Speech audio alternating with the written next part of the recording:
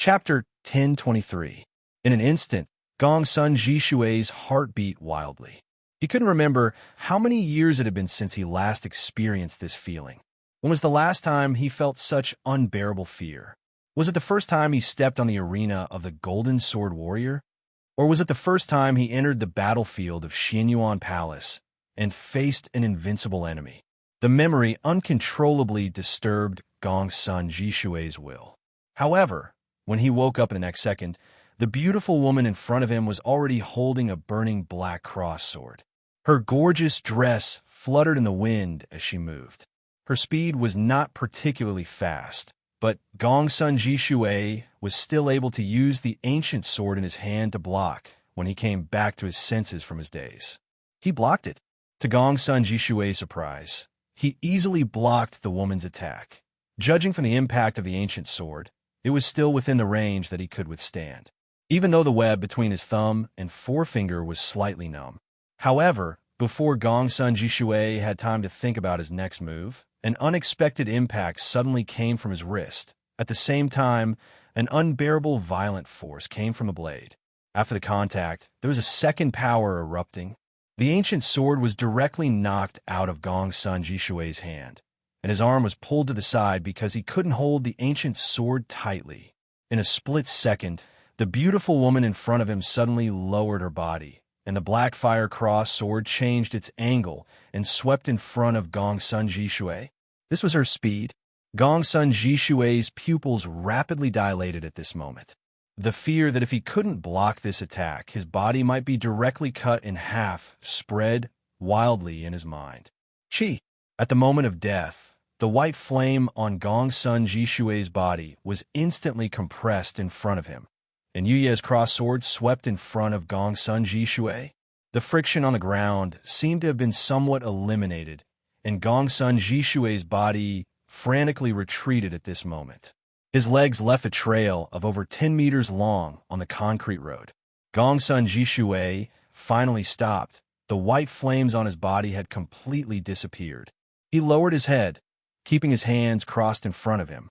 Then, Gongsun Jishui's eyes drooped down, and he slowly raised his head. But the moment he raised his head, he spat out a mouthful of blood. Sure sway. Gongsun Shiyu's expression changed. Gongsun Jishui said in a trembling voice, "Quick, run." Once again, he spat out a mouthful of blood and fell to the ground. A wisp of white smoke rose from Gongsun Jishui's body and disappeared into the air. That was a battle soul passed down from generation to generation in the Gongsun family. It was a treasure left by the warriors who fought alongside the Yellow Emperor in the distant era. Only the warrior who earned the title of Golden Sword could obtain it. However, such a precious battle soul was gone at this moment. After blocking that attack, Yi Zichen was stunned. "I'm really sorry. Although I've been careful, I still overestimated the strength of this intent." It was Miss Servant Girl's apologetic voice. At this moment, Gongsun Shiyu suddenly looked at Miss Maid, looking at the horror behind the smile. He looked at her approvingly and remained silent. Miss Servant Girl didn't disperse the black flame cross-sword in her hand, but asked in a low voice, "Sir, can I take him away now?" Gongsun Shiyu said blandly, "You've killed a precious battle soul of our Gongsun family. How can you leave without leaving anything behind?" Miss Servant Girl slightly opened her eyes, suddenly becoming indifferent. Then, "Do I need to erase it from your body?" Arrogant. Gongsun Shiyu suddenly became furious. A white flame surged crazily on his body, which was much more powerful than Gongsun Jishui's. His palms suddenly sucked the ground, and a sword shadow with golden brilliance slowly emerged from the ground. Rings of golden light rippled out like waves from the center, spreading out in all directions. A huge airflow spread out in all directions. Facing this airflow, Momo felt like his body was about to be overturned, such a huge amount of chi. At this moment, Momo finally understood the origin of these two men. They didn't cultivate Tao, but ancient martial arts. Momo once heard from his master that the ancient warriors controlled the chi in their body with a special power called Zhengli. The strong ones are not much weaker than Tao techniques. profound warriors could really break the earth, surpassing the limits of the human body. It was just chi, but it was so hard to resist. Under the disordered airflow, Momo could only lean forward to stabilize his body, just like a pedestrian moving forward in a hurricane. Under this huge airflow, Miss Maid still stood in the same place. Only her long blonde hair was blown behind her back by the airflow, and her maid's skirt was fluttering in the wind. Finally, Gongsun Shiyu held the golden long sword in his hand. And this sword was Kelowna Xianyuan's sword. As a member of the Gongsun family, Gongsun Shiyu inherited part of the Xianyuan royal bloodline due to atavism and inherited part of the Yellow Emperor's sword. He was also qualified to wield part of the Yellow Emperor's sword, although he couldn't summon the complete Kelowna Xianyuan sword, and what he held in his hand was only a shadow of Kelowna Xianyuan's sword. But it was enough. This was the unparalleled power that could suppress all demons and monsters in the world. At this moment, the rising waves mixed with the golden brilliance extinguished the black flames around Miss Servant Girl in an instant. Gongsun Shiyu came with the sword, and his figure disappeared in a flash, leaving only a wisp of smoke. Ding, ding, ding. Numerous sounds of symphony resounded in the air. Miss Servant Girl's arm that was holding the black flame cross was waving at a speed beyond the limit of human body. Only the arm that was holding the sword was waving. That's a pretty good sword technique. It was the first time for him to see an outsider who could block his sword so easily. After hundreds of attacks, Gongsun Shiyu calmly stopped attacking.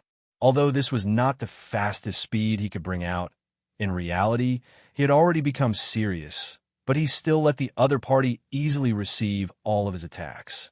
Miss Servant Girl's swordsmanship doesn't look like Kelowna's style, Gongsun Shiyu said slowly. Although we haven't fought for a long time, I think we can have a fair talk. My swordsmanship style? Yu Yi shook her head. It's not swordsmanship. It's just waving and blocking after reaction. Blocking after reaction? Gongsun Shiyu suddenly chuckled, but there was a trace of coldness in his eyes. Miss Servant Girl, I'm sorry that I can't make you use your swordsmanship. I have to work harder from now on. Miss Servant Girl suddenly said, Can you still summon this kind of lightsaber? If not, there's no need to continue the fight. What? Gongsun Shiyu was startled, subconsciously looking at the shadow of Kelowna Xianyuan family's sword in his hand. The sound of something shattering resounded in Gongsun Shiyu's ears. At the same time, a crack suddenly appeared on the flawless golden blade. Like a domino effect, the moment the crack appeared, it immediately spread in all directions. In the blink of an eye, the crack had already covered the entire blade. Crack! In a flash, it broke from Gongsun Shishui's hand, turning into pieces of golden fragments, scattering on the ground, and then disappearing. Kelowna Xianyuan sword was actually, although it was only the shadow of the original body, but when did it happen? Was it corroded when it clashed with the black flame cross sword? Was it because of the black flame? Gongsun Shiyu looked at the woman in maid costume in shock. At the same time, Yi suddenly waved the black flame cross sword in her hand. This action was like a burning fuse that ignited Gongsun Shiyu's instincts. Faced with the servant girl's waving wrist, Gongsun Shiyu's entire body tensed up in an instant. He kept retreating, and at the same time, his hands formed a strange seal. The white flames rising from his body instantly gathered in front of him, turning into a huge shield. But to Gongsun Shiyu's surprise, the opponent didn't attack. Instead, she dispersed the black flame cross sword in her hand. Seems like there's no need to continue. Excuse me, can I leave now? Gongsun Shiyu instantly opened his eyes. He felt like he was fooled. Feeling that his instinct had recovered, Gongsun Shishui coughed a few times in pain, and then got up. His position didn't seem to have changed. Shiyu? Gongsun Shishui clutched his chest, feeling difficulty in breathing, and tried his best to walk toward Gongsun Shiyu. Gongsun Shiyu was just standing. But to Gongsun Shishui's relief, Gongsun Shiyu wasn't injured. Where's that woman? What happened? But soon, Gong Sun Shui felt that something was wrong. The white-haired thief was gone, and so was that young man who tried to stand up for him. And finally, that terrifying blonde woman. I lost, what? Gong Sun Shui froze. Even though I used Xin Yuan Sword Light, I still lost. Gong Sun Shiyu's voice became fainter and fainter. I even touched the corner of her clothes. Shu. Gong Sun Shui wanted to say something, but he stopped on second thought. But Gong Sun Shiyu suddenly raised his head and laughed wildly, and his laughter contained raging fury. F***, I lost. Ha ha ha ha ha. The laughter stopped abruptly, and Gong Sun Shiyu's voice suddenly turned cold as he turned around and left. Let's go. It was still the same place where he could completely relax in Senior's shop. Just call me Yu Yi, Mr. Momo. The servant girl in front of him introduced herself in this way. She seemed to be in a good mood after coming back, and seemed to be easy to talk to, which was totally different from the terrifying look she had when she fought against the two powerful warriors. Nero was placed on the sofa in the lobby by Yu Yi. Her broken arm was placed on the table in front of the sofa, along with that strange long saber. The blood had stopped flowing out of the wound, but it didn't dry up. It was still red. This unimaginable method really opened Momo's eyes. But the unconscious Nero showed a painful expression from time to time, and her body trembled slightly, as if it was her instinct. What would happen to her? Momo suddenly asked. From what Nero said, she was obviously an old acquaintance of Miss Yu Yi. Was it a deal? She won't die. The servant girl, who seemed to be in a good mood, smiled faintly. Momo frowned, but she looks painful. Yu Yi said casually, of course. After all, her body is in pain all the time. Without medicine, her spirit can bear it, but her body will instinctively resist. Pain? Momo looked at Yu Yi with surprise. Miss Maiden nodded, suddenly chuckling. Mr. Momo, do you want to experience it? Experience? Momo gave a start, then forced a smile. I'm not interested in breaking my arm. Unexpectedly, Mississippi's servant girl pointed at Momo's forehead with her gloved finger. It's not the pain of a broken limb. Although it's similar, it should be like this. Momo collapsed on the ground in a 2 to 3 second span. His body curled up and twitched. His body seemed to be torn apart, torn apart, torn apart. Momo struggled to crawl up from the ground, but his body was drenched in sweat in that 1 or 2 seconds. Yui fed a small capsule into Nero's mouth. After a while, Momo saw Nero's tense face seem to relax a little. And these capsules are brought back by Yu Yi when she left. They originally belonged to Nero. She can only rely on medicine to numb her body. Momo seemed to realize something. Numb her body? Yu Yi shook her head. I'm afraid it can't be numbed. This medicine can only reduce the pain to the limit that she can bear. At least, it won't make her body fall into a coma and cut off all her nerve connections. That meant Momo looked at Nero's calm face in disbelief. She had been enduring this kind of inhuman pain all the time. Chapter 10:24. In a metal room, everything was cold. Floor, air, body. How many corpses were there? 30? 40? Or more? The room was full of corpses. They were quite young, probably between the ages of 7 to 11. There was only one left. The only one who could still stand was holding a silver fork that was used to eat. Blood was still dripping from the fork. It was a suffocating feeling. All of a sudden, a metal door in the room that couldn't be opened suddenly opened, and a strong light shone in. In front of the strong light, there were several tall figures. The light elongated their shadows, like the tentacles of the devil, and suddenly stretched into the room. Are you the kid who survived in this room? 1 hour and 7 minutes, before the oxygen ran out. Not bad. You can enter the next round of the room. The next round will be shorter. Try your best to recover your strength, or you may become a failure, just like these losers who fell at your feet. Clang!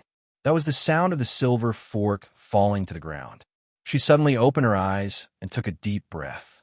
She greedily inhaled all the oxygen in the world directly into her body. She was alive. When Nero woke up, the lobby of the club was still quiet. She immediately sat up cross-legged and looked around. Hey, beautiful sister, and the righteous brother. She greeted the servant girl who was reading a book not far away. Of course, Yu also politely nodded in response. Congratulations on waking up, Miss Nero. Yu smiled slightly, got up, and walked to Nero. I have helped you connect your arm, and your nerves have also recovered to their original state. There shouldn't be anything missing. Of course, if Miss Nero still feels uncomfortable, I can continue to adjust it. Nero pressed her palm on the original position of the broken shoulder, and then slightly swung her arm twice. She looked quite happy. This technique is much better than the clubhouse, and there is no feeling of awkwardness at all. You really helped me a lot. I thought I would have to eat with one hand in the future. Miss Maid smiled, and then returned the box used to carry the soul to Nero. The cost of retreat and treatment have been deducted. Miss Maid said softly, Of course there's more. Do you need me to recommend something of equal value to you? Nero shook the box. It's really expensive. There's only one left. But forget it. There seems to be a lot of places nearby where I can earn money. Then, I hope you can earn more. Miss Maid smiled. Of course. Nero also smiled, then stood up and stretched her neck and limbs. I'm a little hungry. Can I have a meal here? Speaking of which, I really miss your culinary skills. If you don't mind, please wait for a moment. The servant girl nodded. Entertaining guests was one of the duties of a maid. It's okay. I don't have anywhere to go now anyway. I've always been very patient. Nero sat down at once, stretched, and said, Speaking of which, can I take a shower while I'm at it? If there's one left, it should be okay to borrow the bathroom here, right? You're really a generous guest. Yu said indifferently. But if it's just a shower, it's too much. Well, just take it as a gift for this transaction. Okay. Nero stood up directly. But at this moment, why, it was Momo's voice. The voice made Nero and Yu look at Momo at the same time. He didn't leave during this time. Why didn't he leave? Was he waiting for Nero to wake up or waiting for something else? Even he himself didn't know. He really couldn't think of the reason why he stayed. It was just that he wasn't expelled by Miss Maid. But why? Mr. Momo, what's the matter? Yu asked softly. Oh, the tea is cold. I'm sorry. I'll change it for you right away. No. Momo moved his eyes away, clenching his fists.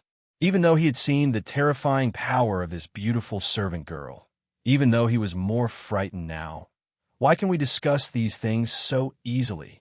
Don't tell me this is really just a currency? Yu stroked her cheek, tilting her head and following Momo's sight, looking at the box on the table. Mr. Momo is talking about the soul.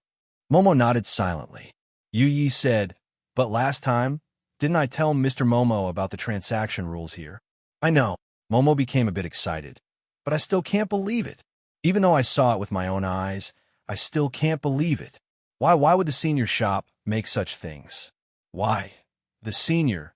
He is so kind and benevolent while Miss Yu is so noble. Why would he do such a cruel thing? Thank you very much, Mr. Momo. Miss Maid said softly. I'm glad to hear your praise for my master. But what you see is the real appearance of this shop. There's no falsehood. Anyone who comes here can get what they want by paying the corresponding price. We trade all kinds of precious things, and all the time, people use souls the most. You, senior, why do you collect souls? Momo suddenly felt cold. Even though the weather in the shop was different from the outside, the coldness came from the bottom of his heart. It's about the secret of the shop. I'm sorry I can't answer your question. Miss Maid said calmly. Of course, if Mr. Momo really wants to know, you can pay the corresponding price. Oh, I want to know. Here. At this time, Nero opened the box containing the soul very quickly. Miss Nero, you are naughty. Miss Maid smiled at this time. What a scary look. Nero shrunk her neck and closed the box obediently. But at this moment, she suddenly heard the bell at the entrance of the lobby. It wasn't that a guest came in, but Momo directly rushed out with his head lowered. He looked at it indifferently. Righteous brother, don't you want to have a meal with me to celebrate my escape from death? Hey, Nero shouted a few words, then looked at Yu and shrugged. It seems that he really left. But then again, beautiful sister, isn't she a bit too strict? Because there's no need to deceive. Yu said softly. This gentleman seems to have some misunderstandings. It's better to correct them as soon as possible. I'm going to take a bath. Nero yawned and stood up. Take care. Yi bowed elegantly to Nero. He didn't know why he rushed out like this. Momo lowered his head and rushed forward, only feeling like a deserter. He ran across several streets in a single breath. With the special characteristics of cultivators, this kind of exercise only made his body heat up slightly. The wind that blew in on this cold day turned into a cool breeze because of this. Momo exhaled. White mist exhaled from his mouth and nose. The street wasn't deserted at this moment. This seemed to be the place where Nero fought with the two powerful warriors. Now that the thick fog had dispersed, the street was blocked. There seemed to be cordons in front and behind. At the same time, there were traffic police guarding here. Some reporters were interviewing here, but were blocked by the traffic police. At the same time, some nearby residents also walked out of their houses. Momo heard some conversations in the crowd. The public did not know much about the accident. It seemed that a family of 3 had been involved in a car accident, and no one was spared. However, from afar, the car that had been involved in the accident had been covered by a huge black tent by the traffic police. It was impossible to see the damage done to it. At the same time, Momo saw 2 men who gave him a different feeling from ordinary policemen and traffic police. Momo sensed some familiar smell from them. They were also wearing a small badge on their bodies. He remembered that Captain Ling Feng from the administration also had a similar accessory on his body. Are they from the administration involved in this matter? Momo glanced at the crowd for a while before leaving the crowd swiftly. He heard from his master, Chang, a Taoist, that the administration not only dealt with the Taoist and monster world, but also dealt with the aftermath. For example, they dealt with some crazy monster clan who destroyed the society or arrested some Taoist who had fallen into the devil's path who killed indiscriminately. I don't know if this matter will be traced back to the senior. Momo thought subconsciously, but soon he patted his cheeks with both hands, mocking himself. Why am I still thinking about him now? Those who fainted in the thick fog had gradually woken up. Momo didn't care about how to deal with this matter. Anyway, with the support of the state administration, there should be a way to deal with this kind of thing, right? Tsingtao beer. He bought on the way back. Actually, Momo seldom drank. At this moment, he had returned to the empty room of another guest house where Jean Eyre was placed. He sat in the corner of the room with several empty cans beside him. Leave tomorrow. I really don't know when you'll wake up. Momo looked at Jean Eyre with heavy eyelids. Sometimes I really envy you. You don't need to worry about anything. He felt sleepy. Suddenly, Momo was awakened from his sleep by some noises. It was the sound of a can hitting against the foot of the bed due to the wind outside. Momo opened his eyes, feeling a bit dazed, but he soon sobered up completely, because he saw a long shadow under the moonlight, which was reflected on the floor of the room. Momo abruptly looked towards the balcony outside the sliding glass door. A figure was standing here under the dim light of the night. It's you. Momo's drunkenness was instantly sobered up. The person who had suddenly appeared here was the mysterious man with the bronze mask whom he had met not long ago in the ancient well of the Song family ancestral mansion. Just like that day, the man was still wearing a simple bronze mask, standing with hands clasped behind his back. Momo immediately grabbed the black wooden sword beside him. He felt ashamed of his vigilance and became nervous. How did the mysterious man find him twice? However, when Momo's palm was about to reach the wooden sword, the mysterious man flicked his finger, and the wooden sword on the wall was bounced away by a gust of wind. Momo was both shocked and angry. However, the mysterious man with the bronze mask had already made another move. A yellow talisman was caught between his fingers, and he threw it out. That yellow talisman turned into a beam of golden light, binding Momo tightly like a rope. Momo directly fell to the ground. Although I don't know what happened to you, you're like a stray dog now. The man with the bronze mask walked slowly into the room, walking toward Jean Eyre, who was beside the bed. Stop. What do you want to do? I'm just taking back some necessary things. The man with the bronze mask said indifferently, You think it's his lucky chance to get the Imperial Edict. But for me, it's the same no matter who gets it, as long as he can take it out smoothly. Who the hell are you? What's your purpose? Momo knelt down on the ground and then stood up. He tried to use all his power to break free from the binding, but he couldn't break free from the golden light. The mysterious man looked at Momo. "You're very excellent.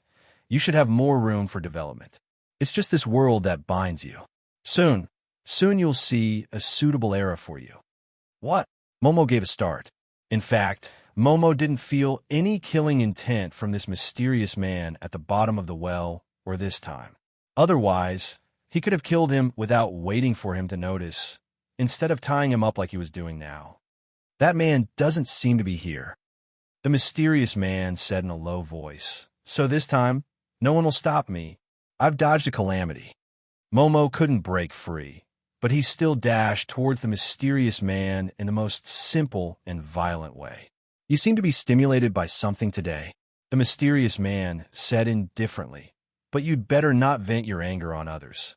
The man with the bronze mask hit Momo's chest with his palm, sending him flying and crashing against the wall.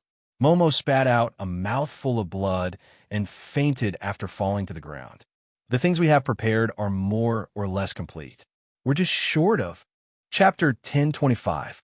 Has it been a few years since you last saw me?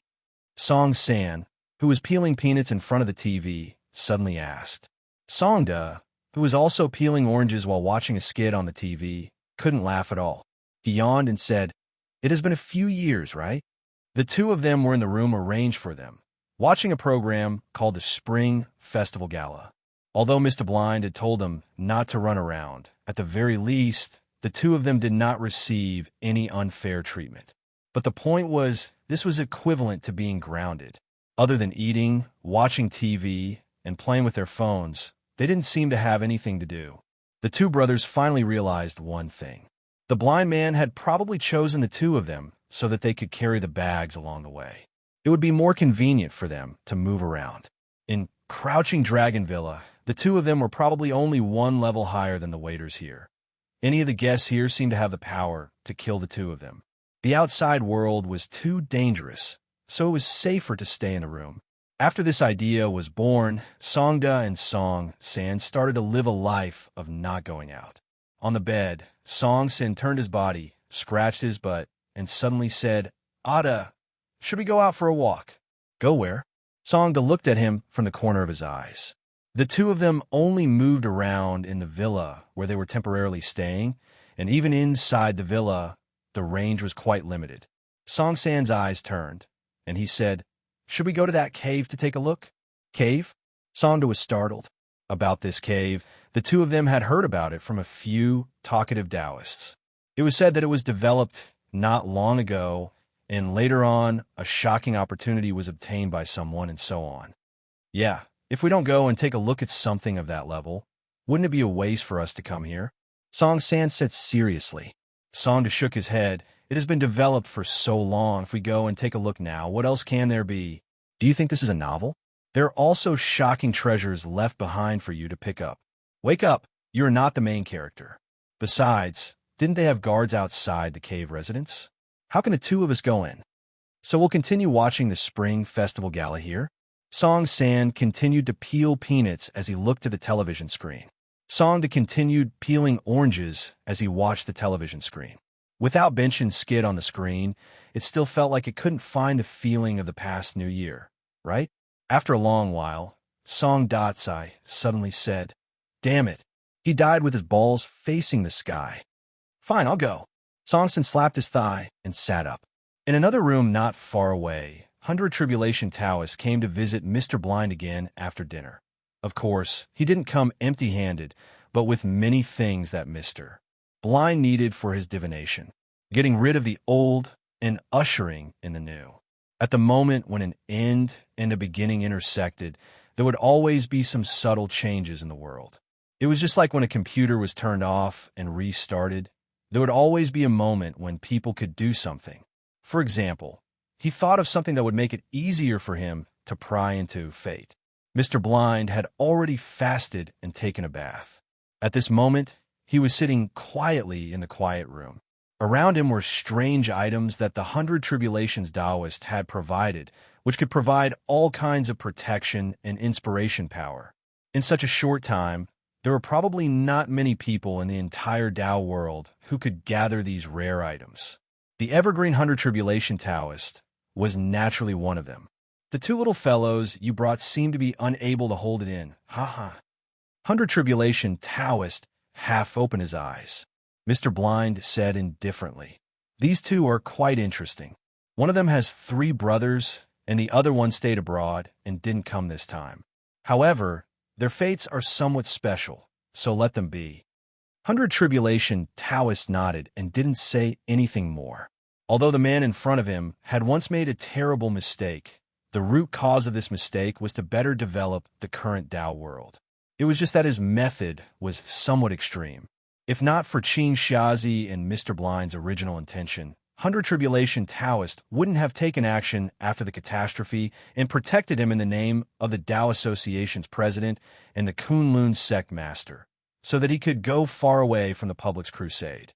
Seeing that Mr. Blind had already started meditating and was preparing for the divination several hours later, Hundred Tribulation Taoist also entered a meditative state.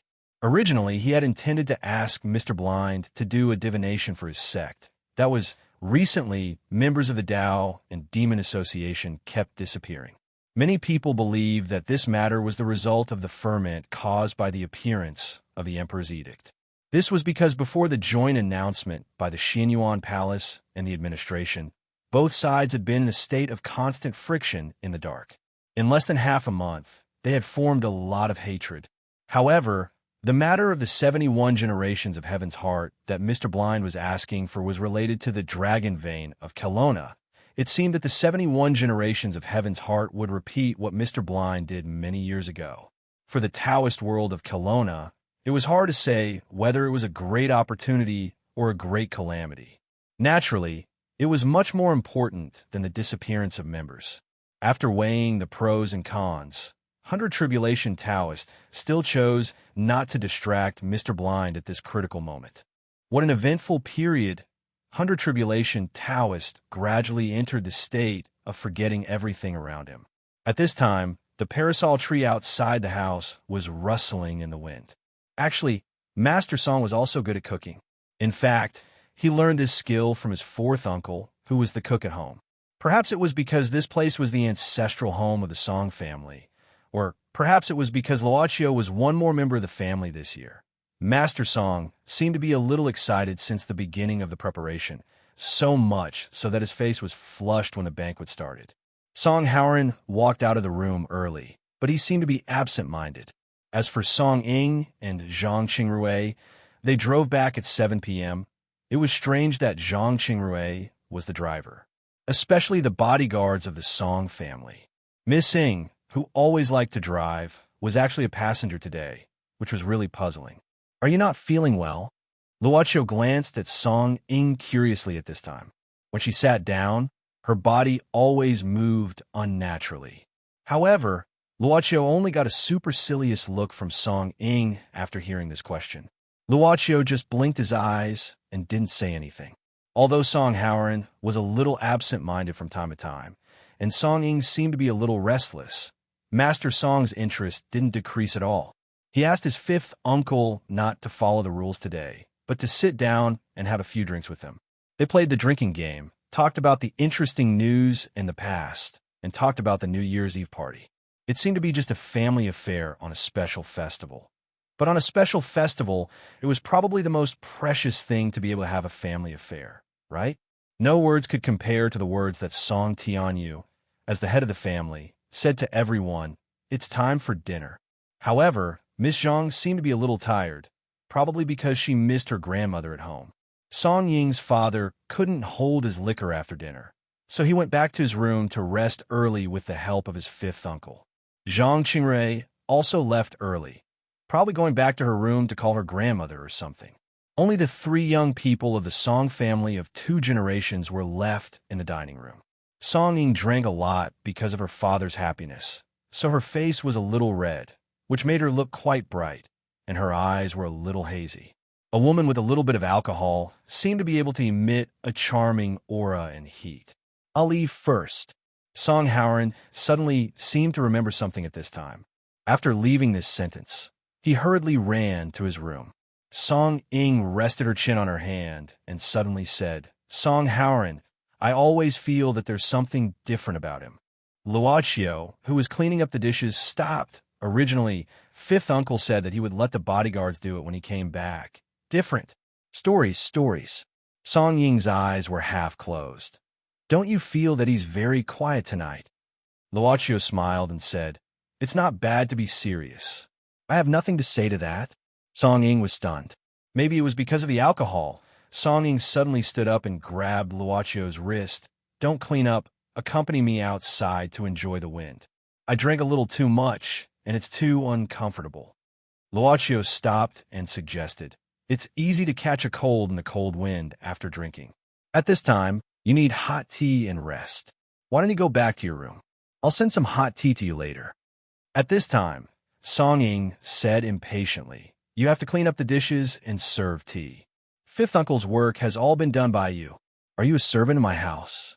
Why are you talking so much nonsense? Okay. Luochio looked at the time and then nodded. I'll be right there. I have to wash my hands, right? It was inevitable to dirty the dishes when cleaning up. But Song Ying soon regretted her decision to come out to enjoy the wind, because it was really F***king cold. The heat emitted by the alcohol was quickly taken away by the cold wind. Song Ying sat on the steps of the pavilion outside the yard, rubbing her hands. After exhaling, she couldn't help shivering and hugging her body. She muttered, Damn head, it's been so long. I'm freezing to death. That's why I suggest you go back to your room. Song Ying looked up and saw Luochio with a coat hanging on his arm and a bottle coming over. Wow. The coat was obviously brought for her and was delivered to her. Her body was very obedient. Song Ying put it on without saying anything. What's this? Seeing Luochio sitting next to her, Song Ying looked curiously at the bottle brought by Luochio. After unscrewing the cap of the bottle, Luochio poured out some sticky carrot red liquid. Luochio handed it to Song Ying and said with a smile, Tomato juice, found in the kitchen. I squeezed some, it's good for hangover. Song Ying looked at the unknown object with some hesitation. After hesitating for a while, she held the cap and drank it in small mouthfuls. It's disgusting. Why is tomato juice salty? Maybe it's because of the salt, but the effect will be better this way. Luochio explained. What kind of damn prescription is this? Song Ying frowned. Even so, she still drank it mouthfuls. She looked like a child who was forced to drink bitter medicine by her parents. After going through so much trouble, it finally looked like it was finished. After that, Song Ying wrapped herself in the coat and looked up at the starry sky. It was not as good as the summer or the past when there were few stars. Song Ying suddenly said, Farewell. Can you play it again? Luochio showed a surprised look. Song Ying turned around and looked at Luochio without blinking. Didn't you play it last time when you fell off the cliff? I heard from Zhang Qingrui that this song is called Farewell. Zhang Qingrui, it seems that you have a good relationship. Luochio smiled, but this song is a bit sad. Is it suitable for this kind of festival? Why are you boasting when I ask you to? Why do you have so much to say? Song Ying glared at him. Okay, Luochio nodded, but this time he didn't look for Yi. Instead, he put his hands together and placed them on his lips. The hands sun. His fingers began to move slowly. The air passed through the gap between his palm and fingers and formed a sound, like the sound of flowing through the valley, which sounded ethereal. Farewell. Song Ying always felt that Luochio could often do some incredible things, and it was easy for him to do so. Why? He was really an unimaginable guy. There weren't many stars. Occasionally, she would see a particularly bright one, but it was easy for her to get lost. The tune was like the sound of the wind in the valley. Time seemed to slow down as they listened to it. She even hoped that time wouldn't continue to move. Song Ying gradually closed her eyes, leaning her head on the pillar of the pavilion. Unconsciously, she fell asleep, and the song played by the hand sun gradually faded away. Uncle Wu, who had just covered Old Master Song with a quilt, heard the sound. He stopped and looked towards the direction of the sound. He didn't know where the song came from, but it was very comfortable. In the room, Zhang Qingrui was still whispering to Zhang Luoyinfeng. When the song was delivered, she was lost in thought. But soon she continued to talk with her grandmother. The lights seemed to be hazy. In the wing room, Song Howard was walking around with an ancient book in his hand. It seemed that he was thinking about something, but at this moment he suddenly stopped and walked to the window, looking up at the night sky. He didn't look at the stars, only at you. Then he smiled, as if he had gained some new insights, and quickly flipped to a new page. This year was almost over. 10 o'clock in the evening. The pendulum clock in the lobby of the club rang. Luochio came back. After sending Songing back to her room, the matter in the ancestral house of the Song family had come to an end. But to Luochio's surprise, he didn't see Yu. Instead, he met a somewhat unexpected guest, Nero. Most of the time, Luochio actually felt that Nero was a very careless person. For example, at this moment, Nero appeared in front of Luochio in a slightly bad state. It seemed that Nero had just taken a bath. She was lowering her head and wiping her hair with a towel, walking out. By the way, beautiful young lady, can you lend me a set of clothes to wear? Oh, boss, good evening. Luochio slightly opened his mouth, wanting to say something. Nero didn't wear any clothes.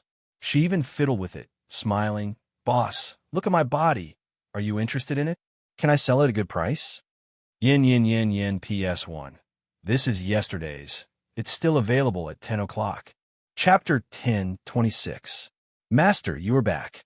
At the same time, Miss Maid's brisk voice suddenly came. Before this, Yu was probably busy with something in the kitchen. When she came out, she was holding a tray with some food on it. So it formed a very interesting triangle. The position where the three people stood was just like a triangle. The sound of the pendulum clock in the corner had not completely stopped at this time. The clanging sound came to the 8th time. Luochio coughed lightly and said casually, Yu, bring a set of clothes for Miss Nero. Miss Maid looked at Luochio and nodded with a smile, then walked to Nero and handed the tray in her hand to Nero. Nero, who didn't feel anything wrong with her state at this time, took it with both hands and said happily, I have been looking forward to your cooking for a long time. The clothes are actually prepared, Miss Nero. Miss Maid said softly at this time. In addition, can I invite you to eat in the bathroom? Nero blinked. She always felt that eating in the bathroom was a very sad situation. Can I? Miss Maid asked again with a smile. Okay. She always felt that if she shook her head, she would die in the next second. Nero quickly held the tray with both hands and stepped back step by step, then disappeared from the corridor. Master, the dirty things have been dealt with. So Miss Maid turned around again. What to deal with? Luochio had to smile a little awkwardly. Welcome back. But Miss Maid quickly grasped the opportunity to bully. This was the first time Luochio returned after the club moved back. I'm back. Luochio nodded. Anyway, let's go to the study first. It was the sound of pages turning. Luochio was looking at the business that Yu did during his vacation. The club's business had never stopped, but Luochio didn't pay attention to it during this time. Whether it was when they were still in South America or during this short period of time when they returned, Yu had completed a lot of transactions. However, there were all the voices of ordinary people who used their memories, talents, or health in exchange for something more important. Luochio hurriedly took a few glances, but there was nothing of interest. There was a knock on the door of the study. Yu came in with a tray. There was a bowl of steaming hot food on it. Luochio smelled it, but did not see it. So he asked curiously, What is this? I just made the dumplings today. I heard that there's a tradition of eating dumplings during Chinese New Year, just like eating turkey at Christmas. She placed the finished dumplings in front of Luochio, along with some fragrant vinegar. It seemed that he had done his homework in this regard. Just made it? Luochio looked at Yu with some surprise. Yu nodded and said, I bought the materials in the afternoon, and then I thought that the master might come back, so I temporarily processed the fillings. Later, when I was making the dumpling skin, I sensed that Ms. Nero's black card had a change, so I went out. Yu quickly explained Nero's matter from beginning to end. Xinyuan Palace? Luochio pondered for a moment, and then stretched out his hand. Suddenly, a rolled-up parchment fell into Luochio's palm. He opened the parchment and read it. It was the information about Xinyuan Palace, which Luochio bought directly from the altar at this moment. It seems that I have to gradually start to deal with these organizations of transcendence. Luochio heaved a sigh of relief and put down the information scroll. In fact, it wasn't the first time he came into contact with a transcendent. However, he didn't really encounter the Xinyuan Palace and the Taoist Association. Master, don't you like it? Miss Maid suddenly said at this time. There was always a feeling that if he nodded, then Miss Maid's next sentence was likely to be, then erase them. Luochio shook his head. That's not it. Luochio smiled and said, ordinary people have their admirable qualities. As for transcendence, they are also human, so there is no difference in essence. On the contrary, because the power is far beyond ordinary people, after experiencing things that ordinary people can't feel, it becomes more worth looking forward to? I think the master may think so. Yi nodded. So, regarding Miss Nero's commission, I chose to withdraw instead of doing it cleanly. I think in this case, Miss Nero should still have intersection with them in the future. Because there was already a contradictory relationship, when there was intersection in the future, there might be a need. It meant that there was business to do. You always do well. Luochio smiled, then said softly, Come closer. Miss Maid, with some doubts, went around the desk at this time and came to Luochio's side. Luochio stood up, took a tissue from the desk, and gently wiped Yuye's face. The flower is stuck. Maybe it's because I was in a hurry. Yuye said apologetically. I'm really sorry to let you see me sloppy. It's okay. Luochio shook his head. And how should I put it? I feel a little cute. Maybe it's the contrast. But it's quite strange. Yuye, who is almost perfect, shouldn't make such a small mistake. Or is it intentional? But Yuye didn't see any abnormalities from the past at this time. Luochio quickly put aside the little doubts in his heart. He sat down again and began to taste Yuye's dumplings. It should be said that Yuye's products must be the best, right? Although he had eaten the New Year's Eve dinner cooked by Master Song, he felt that he could still eat the dumplings of the middle taste. By the way, where's Tianzi? Luochio asked while eating. He seems to be planning the New Year's event in the game world, right? Yuye thought for a while and said, I heard that except for the boss of the New Year's special event, players are allowed to fight it. For this, it seems quite lively, those players. Last time it was a special plan for Christmas. This time, it's a New Year's event. Luochio smiled and said, quite diligent, Jim. Then, what about number 18 and Taisetsu? Are they okay? Yuye said, nothing special. Since number 18 chose her target, she has been dealing with a new target recently. In addition, Taisetsu was thrown into the dimensional crevice by number 17. She should be planning to let Taisetsu release Zhanlu's power through actual combat. Number 18 seems like she is still playing the training game. Wang Yuechuan. Luochio tapped his finger. How to say it? As a boss, it was necessary to be more concerned about the needs of the employees than the customers. So whatever number 17 wanted to do, Luochio didn't stop him at all. Anyway, number 18 didn't violate any of the club's rules. In the dimensional crevice, Luochio was somewhat interested in this. I went there not long ago and roughly understood the environment there. Master went to the dimensional crevice? Yuye opened her mouth in surprise. Is it too reckless? Luochio asked curiously. Too reckless. Yuye stared at Luochio, which was rare, and even felt a little strict. Yuye has already said that even if the master doesn't die, he doesn't want to see his body hurt and suffer pain. Sorry, I won't do it next time. Yuye sighed and said, the dimensional crevice, when the previous boss was still alive, I accompanied him several times. In the dimensional crevice, there are a few who are on par with me, or even slightly better. Although they can't cause any harm to the master, they are relatively low. If the master moves inside, he needs to pay more, so there's no need to waste. And I can feel it too. Luochio nodded. In the dimensional crevice, the transmission of power is slightly obstructed, but the impact is very small. Do I need to pay extra? I see. It seems that I really need to pay more attention next time. It's about an extra 10% or so. Yuye thought for a while and said, I remember the previous boss mentioned this before. 10%? Luochio was stunned, and then said, jokingly, it feels like it has become something like the exchange rate, or the payment of import and export taxes. After all, the dimensional crevice is a no man's land outside the history of all the worlds. Strictly speaking, it is outside the main composition of the world, so it's considered an illegal area. Yi nodded. In other words, we are in a legal area. The club is within the law, Luochio suddenly said. However, Yi suddenly stopped moving. Her eyes, expression, everything seemed to have stopped. Luochio opened his mouth and then shook his head. A similar situation had happened before. It wasn't that she was being monitored, but that she was being rejected.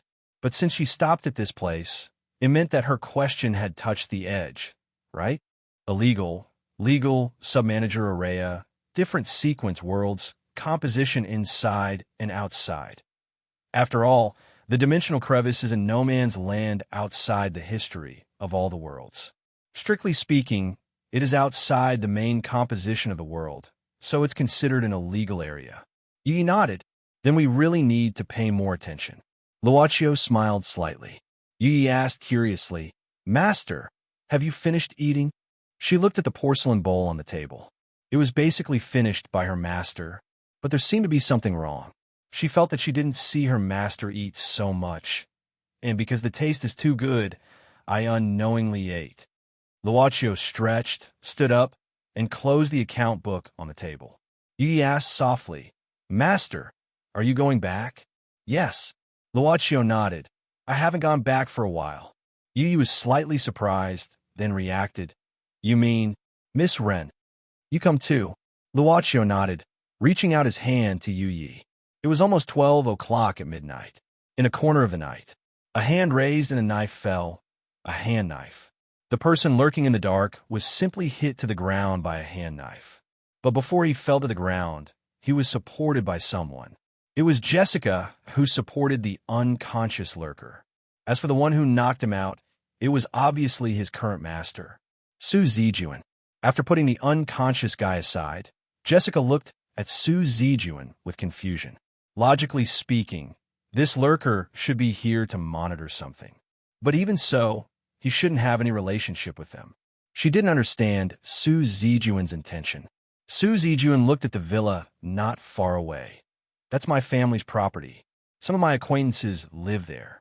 This guy is spying here. I don't like it. This made Jessica more confused.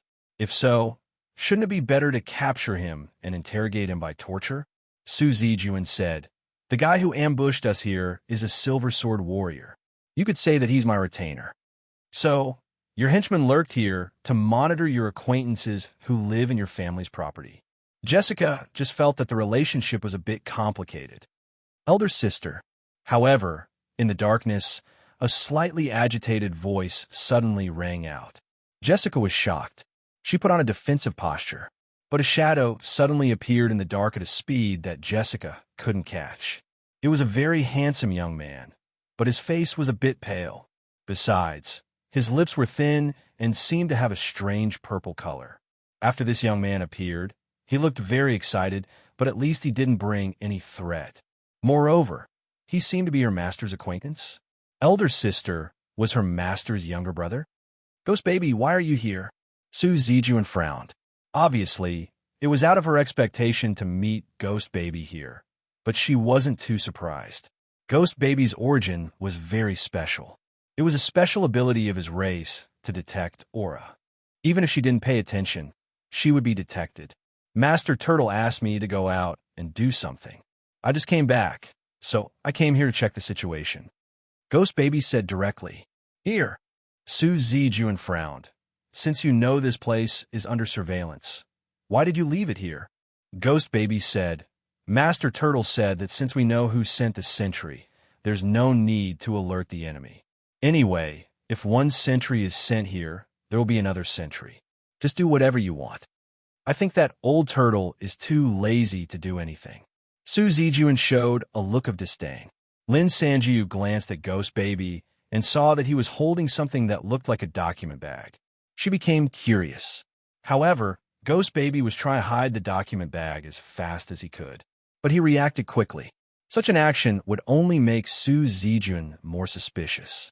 According to Su Zijuan's character, she might give it to me. Sure enough, Su Zijuan gave the order without hesitation. Ghost Baby always followed Su Zijuan's order more than Chichikamaya's. So he gave a document bag to Su Zijuan without hesitation. Master Turtle, I'm sorry. Seeing Ghost Baby's strange expression, Su Zijuan was more confused about the contents of the document bag. She opened the document bag and took out the things inside. It was a stack of photos. She frowned and looked at them. When did this old dirty turtle have such a hobby? There were pictures of little girls who were either angry, silent, or smiling. I can't comment on Master Turtle's hobby, sister. Ghost Baby lowered his head. Su Zijuan glanced at Ghost Baby suspiciously, then continued to stare at the photos. Suddenly, she said, "Who is this little ghost? She feels so familiar, and I don't know why, but the more I look at her, the more angry I feel. Lord Long, I'm afraid I have to let you down. Actually, she is, at this moment, in the distant mountains of Mount Tai. A beam of light suddenly rushed into the night sky. Yin yin yin yin. Chapter 10:27. Bring me the power bank. Okay. Windchaser hurriedly took out what he needed from his backpack and handed it to brother Emo Xiaofei with both hands. The reason why his reaction was a little slow was that he was too busy looking at the surrounding environment at this time. Inside a strange passage. After connecting the power bank, Emo Xiaofei continued to look at the screen projected from the small box he seized from Yunhui. Emo Xiaofei had been looking at this thing all along. Because Emo Xiaofei had never turned it off ever since he got it, the power was used up very quickly. Mainly because Yunhui wasn't here. Once it stopped, it was impossible to turn it on again. This was a place called Emperor's Cave Abode. It was said that this place was discovered by the Tao Association not long ago. Later, they cooperated with the members of the Demon Association to develop it. And during the process of development, it seemed that an unknown guy had obtained the most important treasure or something of the sort. Although he didn't know why Big Brother Emo Xiaofei wanted to come to this place on New Year's Eve, Zhuefeng felt excited. Zhuefeng didn't stay in the resting place at night, but went out to seek excitement or something. He often did this kind of thing in the past.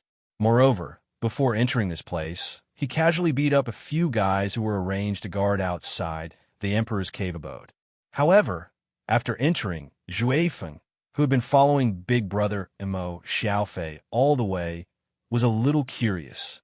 Maybe he was more familiar with this place? For example, when they were passing through a passage a few minutes ago, he couldn't help but touch some strange patterns on the stone wall out of curiosity and was stopped by Big Brother Emo Xiaofei.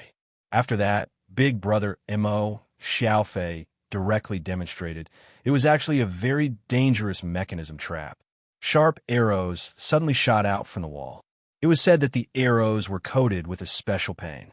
Even if it was a powerful warrior or a powerful monster, it would be very troublesome if they were to come into contact with the poison. Because most of the mechanisms in this place were coated with a kind of poison refined by an alchemist. However, it should be Big Brother's first time here. How did he know so clearly?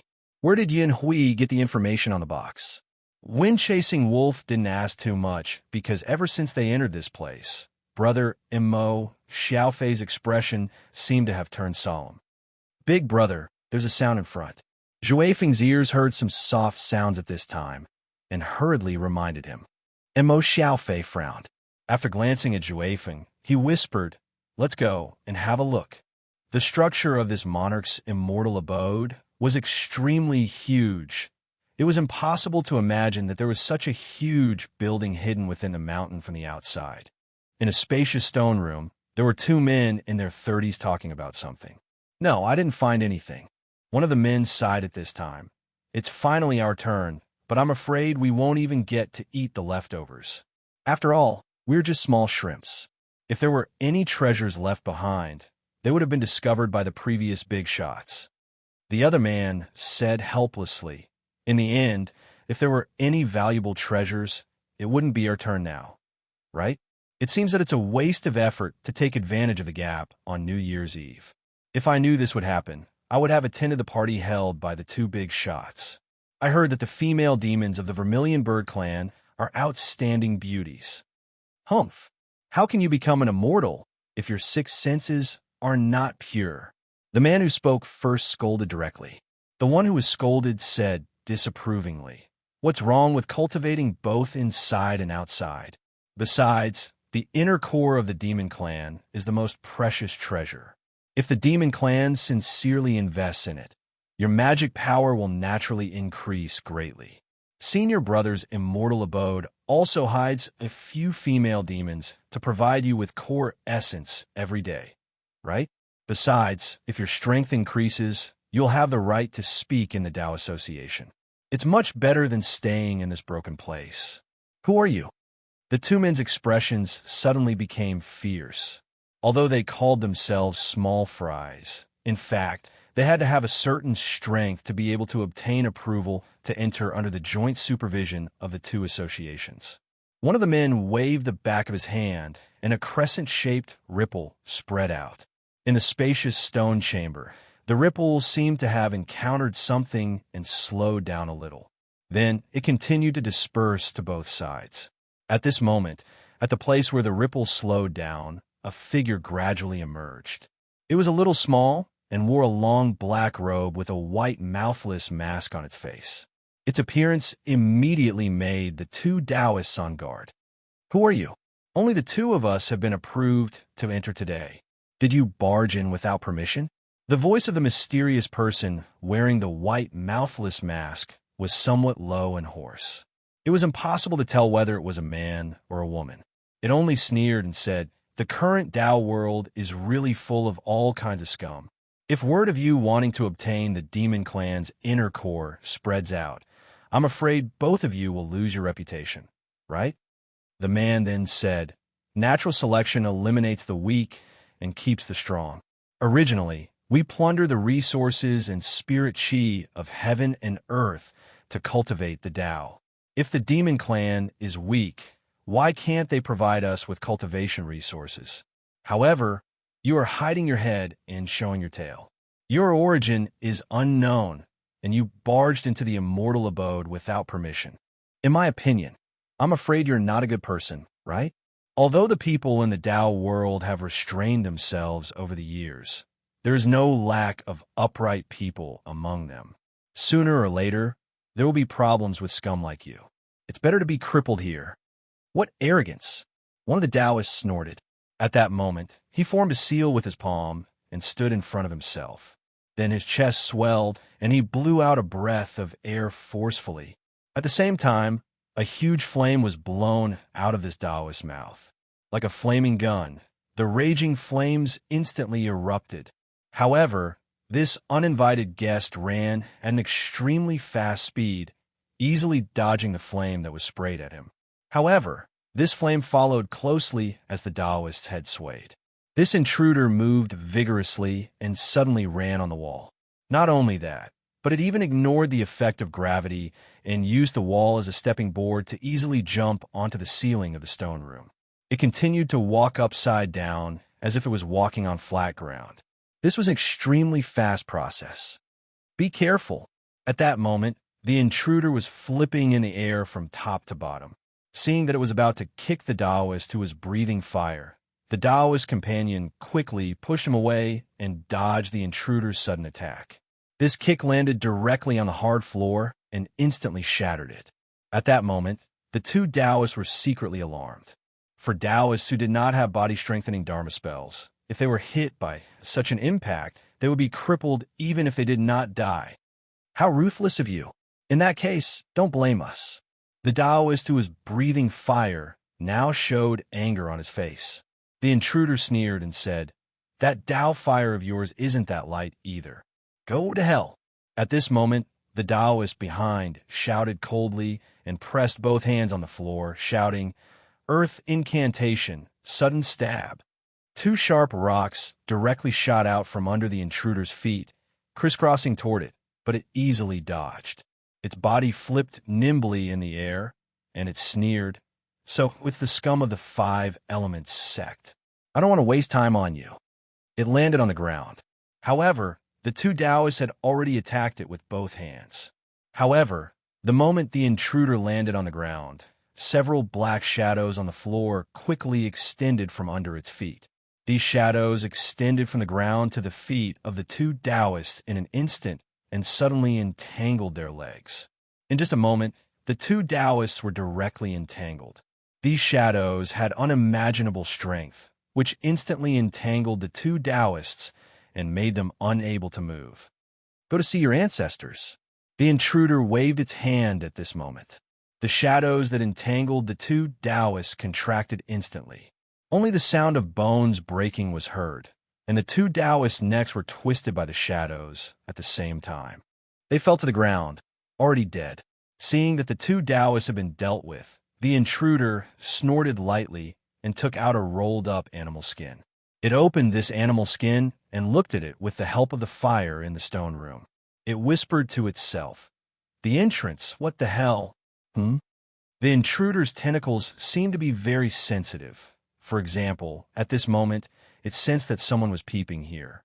From under its legs, the black shadow once again stretched out at an extremely fast speed, directly rushing towards the entrance of the stone room. At the entrance, there were two young men walking in. One was fearless with his hands behind his back, while the other was carrying a big backpack, looking confused and slow to react.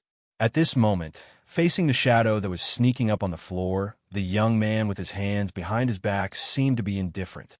He just snorted disdainfully. "Who are you?"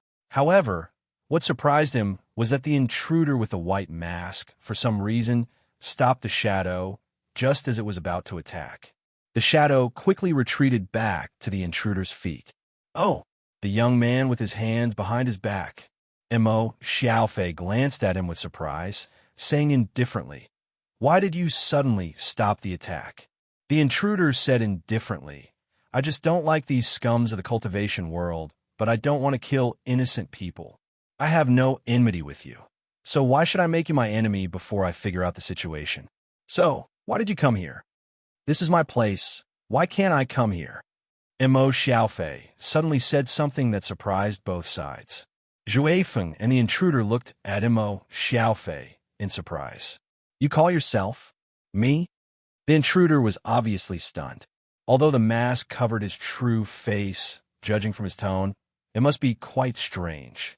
Big Brother's illness has started again. Zhuai Feng rubbed his forehead and muttered softly with a slight headache. The intruder suddenly laughed. "The experts of the Tao world have confirmed that this is a secret cave abode of the great emperor of the East Mountain of Mount Tai. You call yourself me and say this place is yours. Could you be the great emperor of the East Mountain himself?" Mo Xiaofei suddenly sneered. "Experts of the Tao Association? The great emperor of the East Mountain's cave abode? There are actually people who believe such preposterous words? What do you mean?" The intruder's voice sounded even lower. Unexpectedly, Zhuai Feng's shadow suddenly flashed and instantly appeared in front of the intruder. This super speed shocked the intruder. While looking at Zhuai Feng in surprise, he quickly retreated a few steps and put on a defensive posture. "I don't mean any harm." Wind-chasing wolf waved his hands, looking clumsy. The intruder obviously did not let down his guard because of Zhuai Feng's words. Zhuai Feng lowered his voice and whispered, "Don't mind him. My big brother's brain has been a little abnormal recently." Well, the intruder was silent, but still did not let down his guard.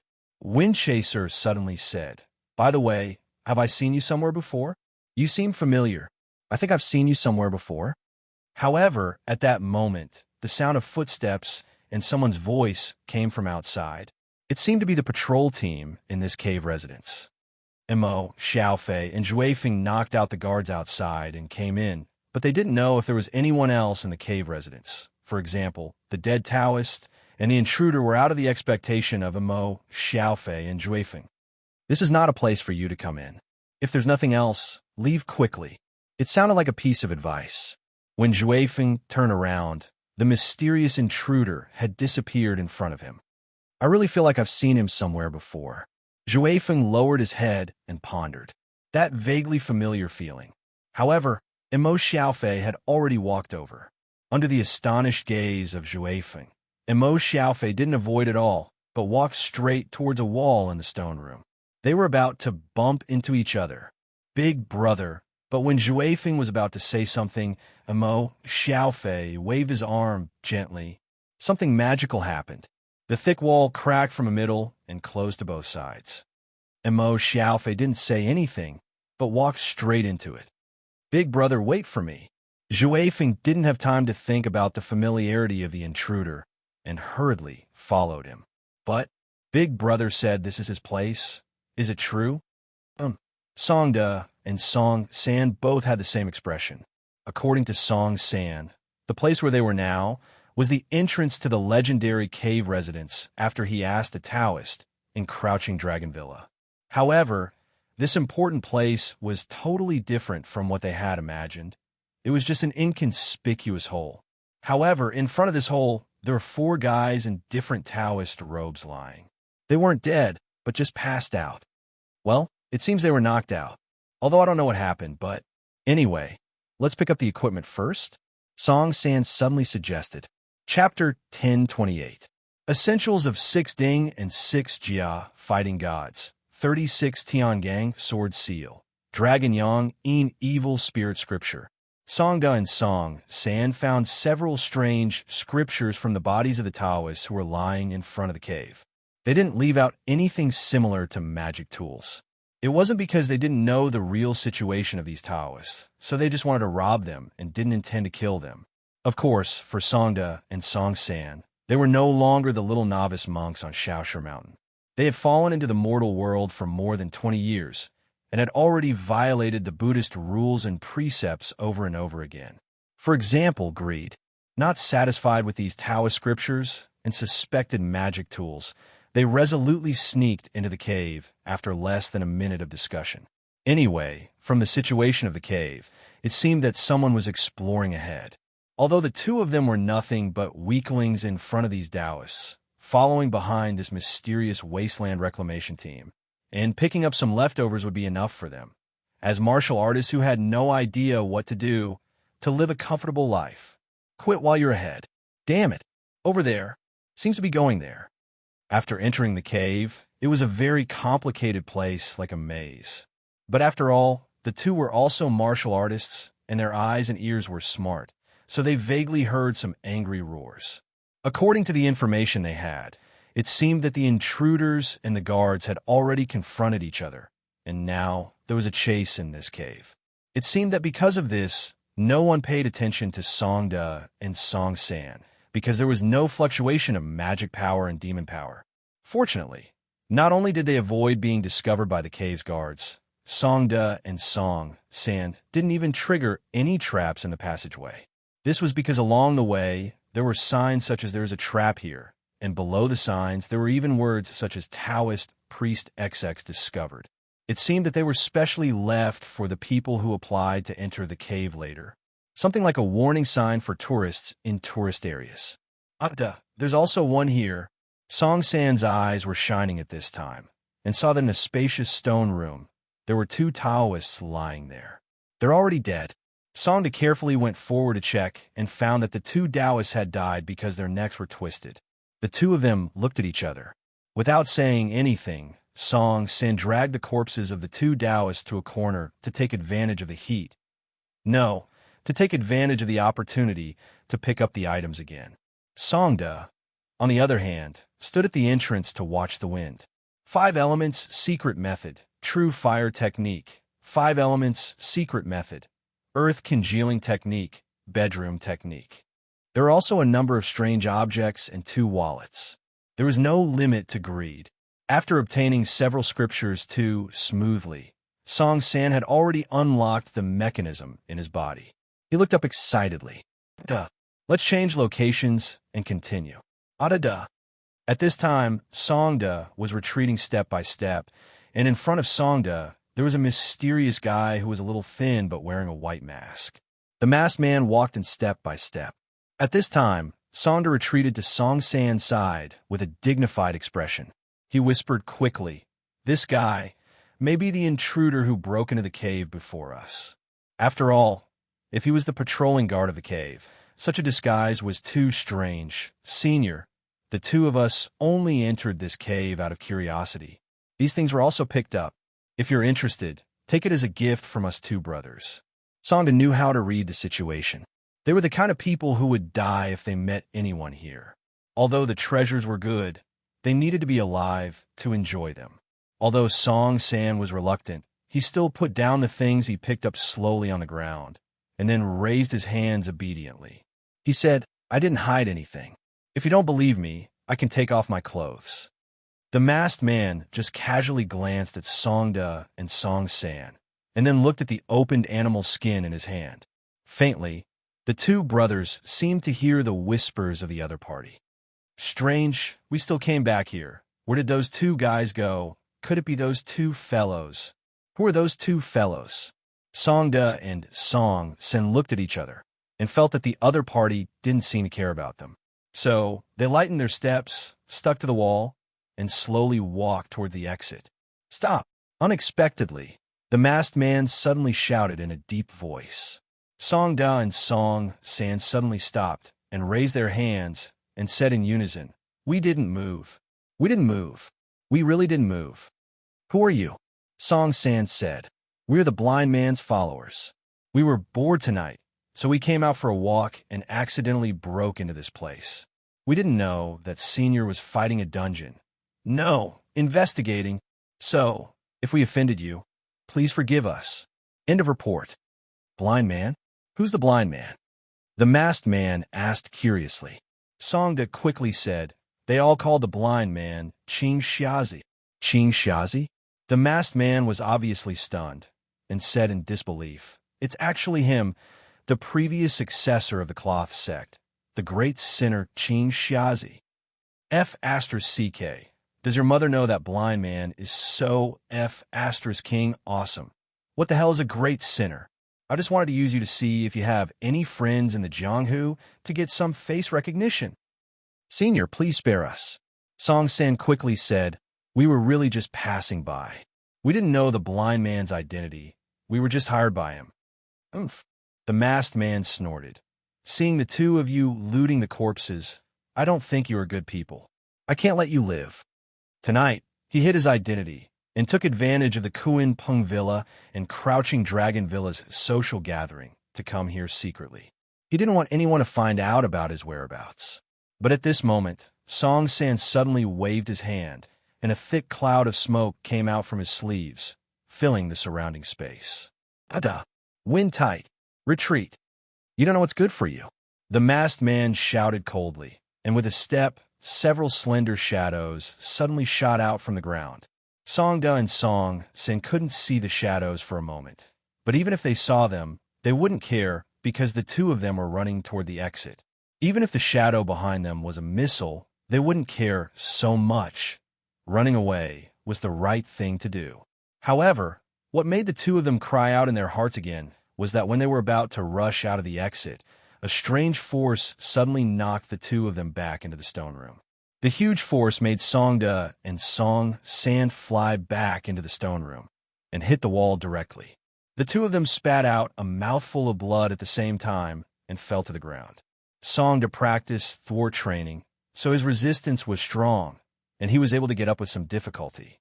Songson was really unable to move. He fell to the ground, and it was very difficult for him to move. As for the masked man's shadow, it seemed to be blocked by something and couldn't move half an inch. The masked man waved his hand at this time, and the shadow on the ground quickly returned to his body. At the same time, he was on alert. At the entrance, a figure slowly walked in. Songda touched the blood on his mouth, glanced at it, and found that the intruder was also a guy wearing a mask, a very thick bronze mask. Not only that, the guy with the bronze mask was holding a slender iron chain in his hand.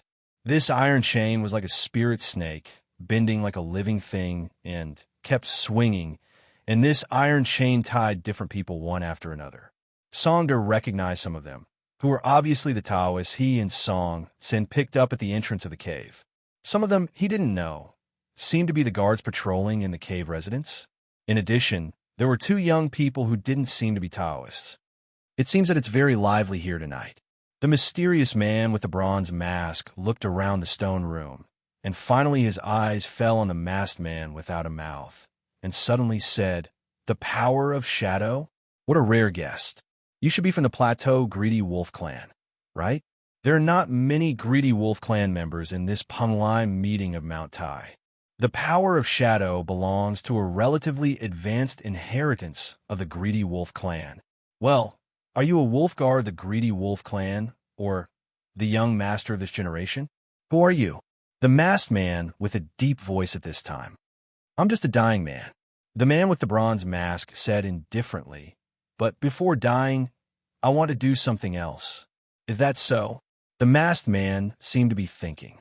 Just at the moment when he was thinking, dozens of shadows suddenly stretched out from under his feet like a blooming black lotus.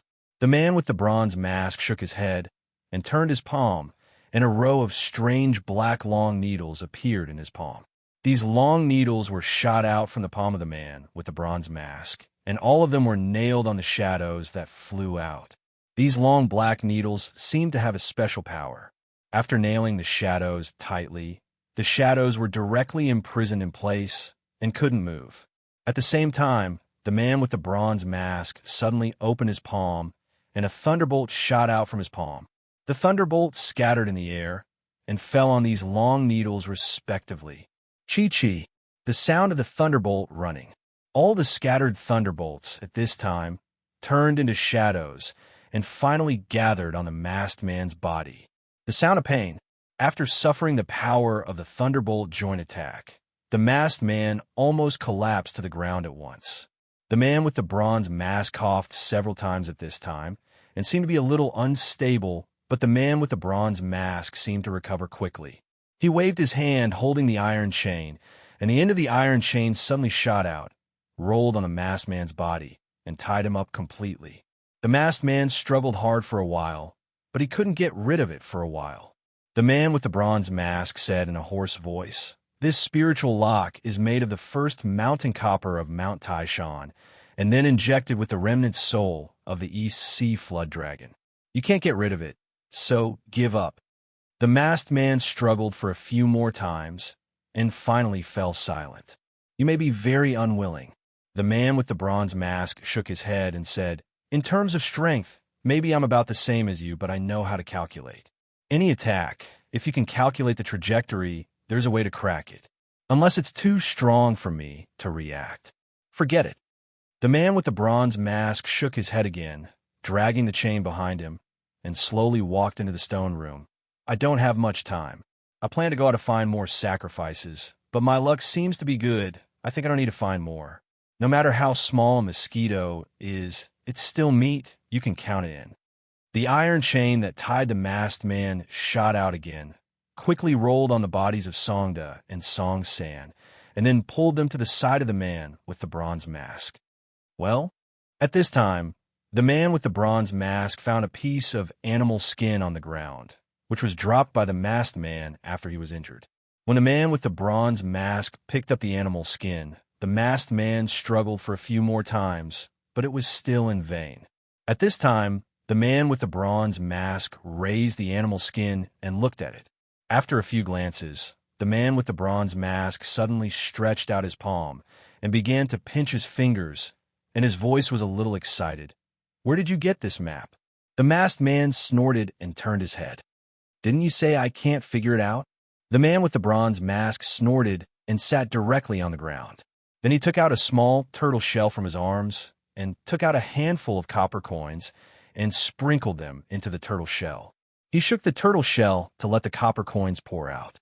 But soon he picked up the copper coins again and sprinkled them into the turtle shell again and continued to shake and pour them out, and so on, as if he was caught in some kind of magic disease. After a long time, the man with the bronze mask suddenly covered his chest and seemed to spit out a mouthful of blood. Blood slowly oozed out from under his mask. "Even the heavens can't figure it out?"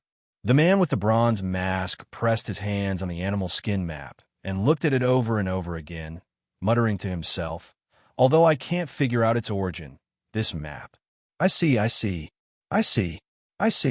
God helps me. God helps me. Ha ha ha ha.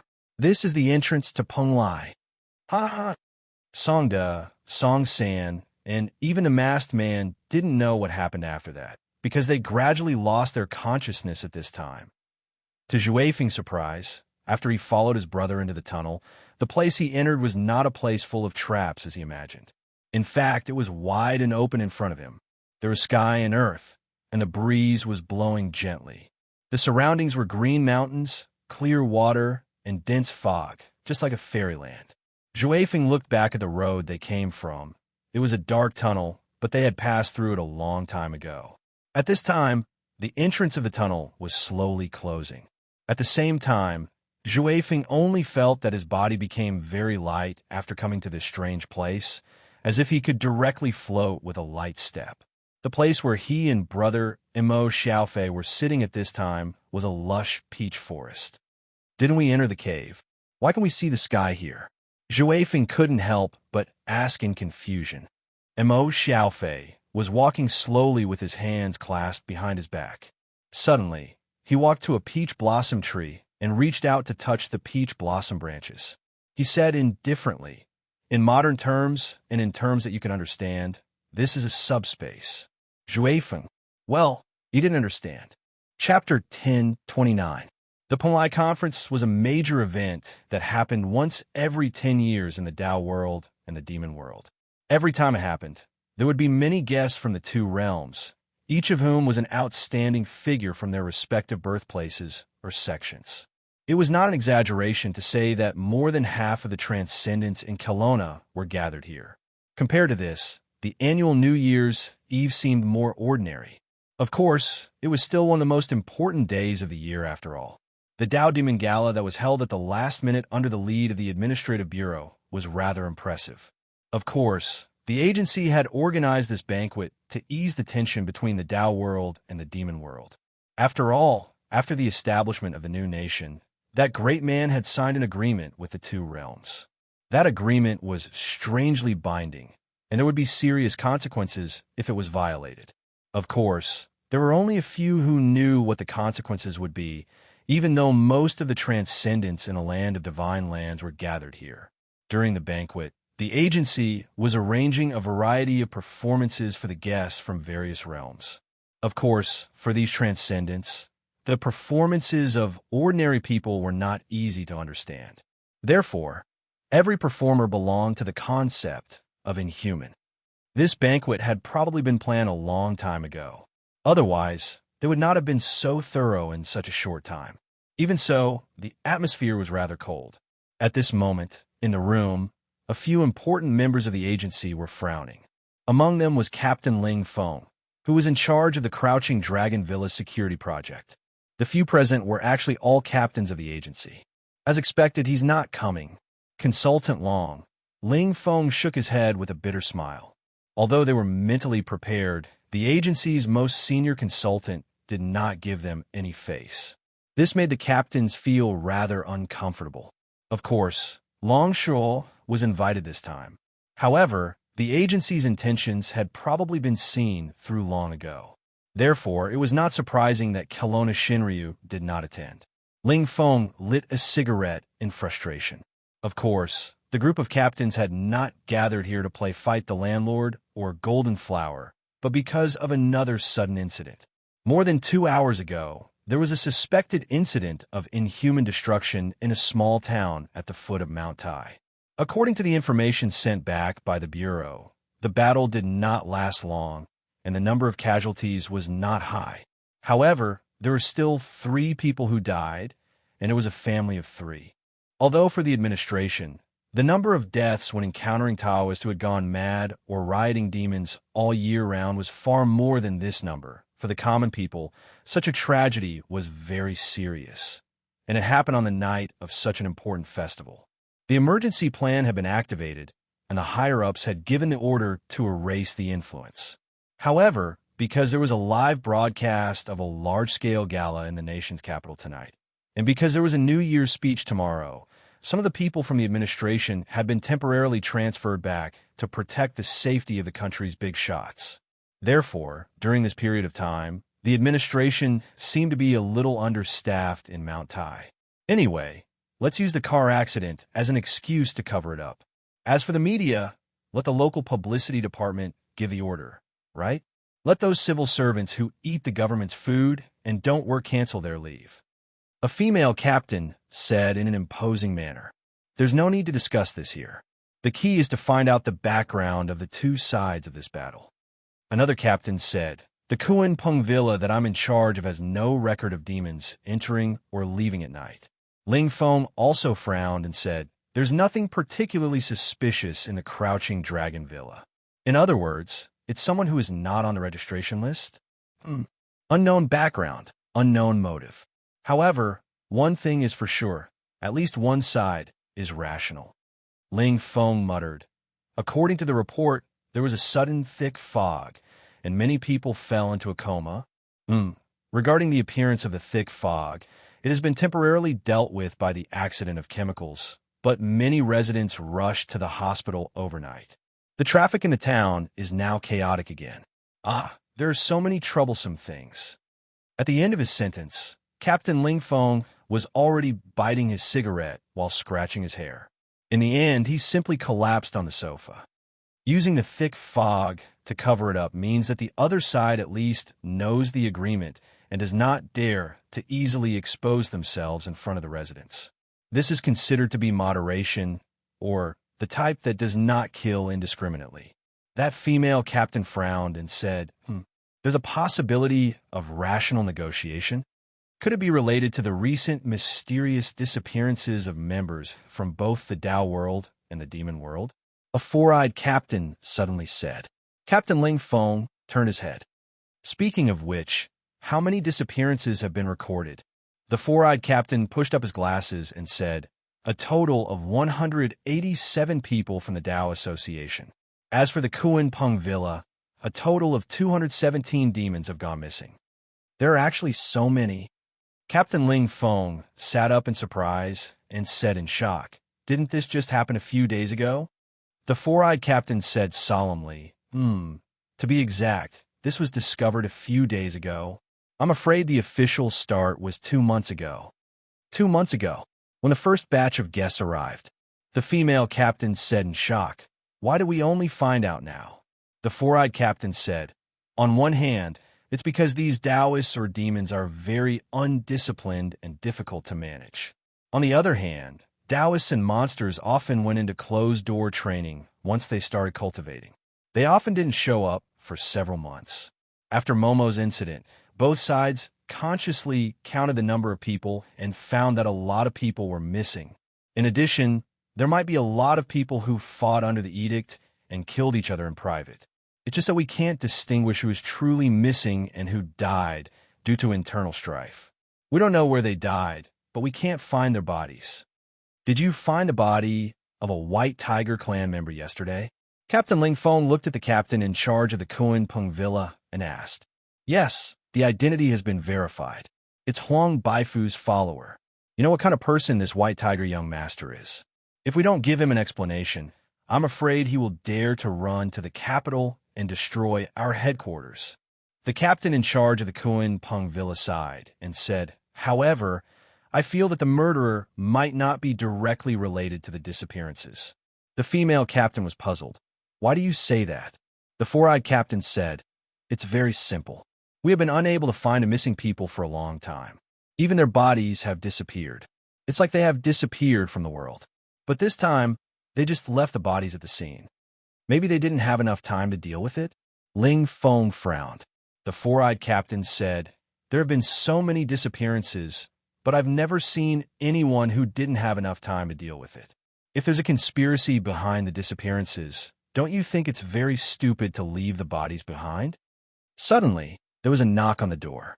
At this time, a young man came in with several cups of water on a tray and distributed them in front of several captains. Lin Feng casually picked up a glass of water and took a sip before casually asking, what's the situation outside? The young man lowered his head and said, it's not good. Both sides started to blame each other because of the edict incident and the recent disappearances. But the big figures of both sides are present, so they can barely control the situation. Well, for the time being, they're still in the stage of cynicism. Got it. Captain Ling Feng shook his head at this time, then waved his hand and said, you go out and continue to watch. If there's any movement, Report to me immediately. Okay. The young man nodded, then turned and left. However, when a youth turned around to leave, Captain Ling Feng suddenly spat out the water he had just drunk. At the same time, the female captain and the captain in charge of the Kuan Peng Villa suddenly moved. The two were extremely fast. The female captain conjured a short sword that was about the length of an arm. Like a flash of lightning, she appeared behind the young man and placed the short sword on the young man's neck. On the other side, the captain in charge of the Kuan Peng Villa had moved to the other side of the young man. He raised a strange black pistol and put it on the young man's head. The two said in unison, "Don't move." These captains weren't ordinary people. Originally, ordinary people, even well-trained special forces, couldn't take the position of a captain in the administration. After all, the subordinates in the administration were sent from various sects and a monster clan. Therefore, there was a reverse operation. That was, the country sent people to various sects and even a monster clan that needed to be trained. The captains were the elites who came from different places. At this time, the young man who was threatened by the two captains didn't panic. He just stopped. Captain Ling Feng stood up and snorted. "Who are you? What's your purpose of sneaking in here? You'd better tell the truth, or else. I'm more curious. How did you find me?" The young man slowly turned around, not caring about the short swords and guns of the two captains. It was a very ordinary face, a common face. The young man smiled slightly. "Did I reveal any flaws?" "Very simple, because I asked for cola," Captain Ling Feng said coldly. "As for the other drinks they asked for, we said to bring some drinks back, not some water. If you're in person, you should know what we need." "So this is the reason." The young man was slightly stunned at this time, then sighed and said helplessly, "Actually, if possible, I don't want to use force. You have to be able to move first." The female captain sneered at this time, and the short sword in her hand had already pressed lightly on the young man's neck. This short sword was quite sharp. Just by pressing it, it had already cut the young man's skin. But the young man still didn't move. He just lowered his head and slowly blew out a breath. "Answer the question, don't waste time." Captain Ling Feng took a step forward. However, at this moment, Captain Ling Feng's face changed greatly, because in front of his eyes, the young man's body suddenly split open. From a split body, the young man's flesh and blood were like a mixture of sodium dikinoate solution and concentrated hydrogen peroxide solution. The flesh and blood swelled and crazily squeezed out and poured onto his body in an instant. "What's this thing?" Captain Ling Feng was greatly shocked, constantly struggling and waving his fists crazily. At the same time, the other two captains who were responsible for controlling the young man also attacked in horror, and the four-eyed captain who was sitting down was now painfully grabbing his neck as if he was being strangled by something. "Monster, go away! Don't come over, damn it! Guards! Help! Help! The blood demon has been reborn." That was the most powerful, most terrifying, and dangerous enemy that these captains had ever encountered. But in fact, the room was very weird at this time, because the young man didn't move at all, but the four captains became abnormal at this time. In the end, the four captains were exhausted and fainted on the ground one after another. The young man glanced around at this time, whispering, "After all, it's just a quick product. The state of mind is indeed the biggest weakness." After that, the young man directly walked to the table where the captains were discussing, taking the documents on the table and reading them. At the same time, wisps of smoke suddenly dispersed from the young man's body, dissipating. She had already recovered her original appearance. White clothes and a cold face. Like a fairy from Guanghan. It was Qin Shuyu. After disappearing for so many years, what's behind this? She lowered her head, seeming to be pondering about something, muttering to herself, 500 years. After waking up this time, I still can't do anything. Master. Although the actors on the stage worked very hard and the performance was far more exciting than that of the gala in the distant capital, the audience below the stage obviously didn't pay attention to it. Lai Kaisheng was the third leader of the Tao Association. Although he was young, he had already gained the trust of all parties since he took the position. Moreover, He eliminated the influence of the cloth Tao, sex, Qing Xiazi, and could be said to be a genius in the Tao world. However, at this time, he didn't make sound. Instead, he silently watched the people from both sides exchange words at the banquet. However, if he didn't do anything, this war of words would probably escalate into a fight. Demons didn't care about being quiet and inactive. What are the president and Uncle Master doing now? Lai Kaixing folded his fingers under the table and slowly started to count. After a while, Miss Gong walked quickly to Lai Caixing's side and whispered in his ear, "Gong Sun Shiyu is back. Something seems to have happened." Chapter 10:30. She had long blonde hair, the clothes of a Western maid, and the strange but terrifyingly powerful black flames that she used. She was also beautiful beyond compare. In the room where Gong Sun Shui and Gong Sun Shiyu met, Lai Kaixing took out a deck of cards according to Gong Sun Shui's description. He drew and flipped the cards. But after flipping the cards, Lai Kaixing put them aside as if he didn't get what he wanted. Therefore, there was no such thing as divine lottery. Lai Kaixing didn't stop until the entire deck of cards had been drawn. At the same time, he met the gazes of the crowd. "No, I can't." Lai Kaixing shook his head. This surprised Gong Sun Shiyu. He couldn't help but frown. Gong Sun Shui was shocked. "There's something that the plainclothes sect doesn't know," Lai Kaixing said calmly. "Everything about the future or the unknown isn't created out of thin air. This world is an interconnected and independent entity. Everything is connected by threads that mortals can't see, and we can only find what we want to find by touching these lines. But if there's no thread leading to the destination, we can't do anything." "You mean this woman might not have such a thread?" Gong Sun Shiyu suddenly asked. Lai Kaixing said calmly, "It doesn't mean there isn't one. It's also possible that the information you provided isn't enough for the thread to appear. But since even I can't find this person, it proves one thing." "Speak." Gong Sun Shiyu was straightforward. Lai Kaixing said seriously, "This person might have the power to resist fate. According to what you said, even if you summoned the Xianyuan sword, you couldn't resist the black flames. Instead, the sword light was corroded and disappeared. Then, this flame might be something on the same level as Kelowna's Xianyuan sword." Gong Sun Shui was shocked. "On the same level as Xianyuan sword?" Xianyuan sword is a divine sword forged by the ancient Yellow Emperor with the power of will of all living beings. There's something on the same level as in the world? Lai Kaixing said slowly. In the ancient times before Taoism and demons declined, Kelowna was at the peak of her transcendence. For example, Xia Yu's Jiuzhou cauldron might be less famous than Kelowna's Xianyuan sword, but in terms of power, don't you think it's weaker? The 9 cauldrons are only legends. No one has ever seen them. Gong Sun Shui shook his head. Lai Kaixing said indifferently, "For mortals, the Xianyuan sword is just an ancient legend. The ancient Kelowna is full of secrets, and the overall structure of this world is even more profound than Kelowna. We're just frogs at the bottom of the well. Brother Shui, don't let weakness limit our imagination." Thinking back, he couldn't withstand a single blow from that woman and lost consciousness. Even the battle soul he inherited from his clan was erased by her. Gong Sun Shui's expression became somewhat unsightly. Sure enough, he was really weak. Since ancient times, in front of the power of Taoism and demons, humans have always been the weak side, Gong Sun Shiyu said calmly.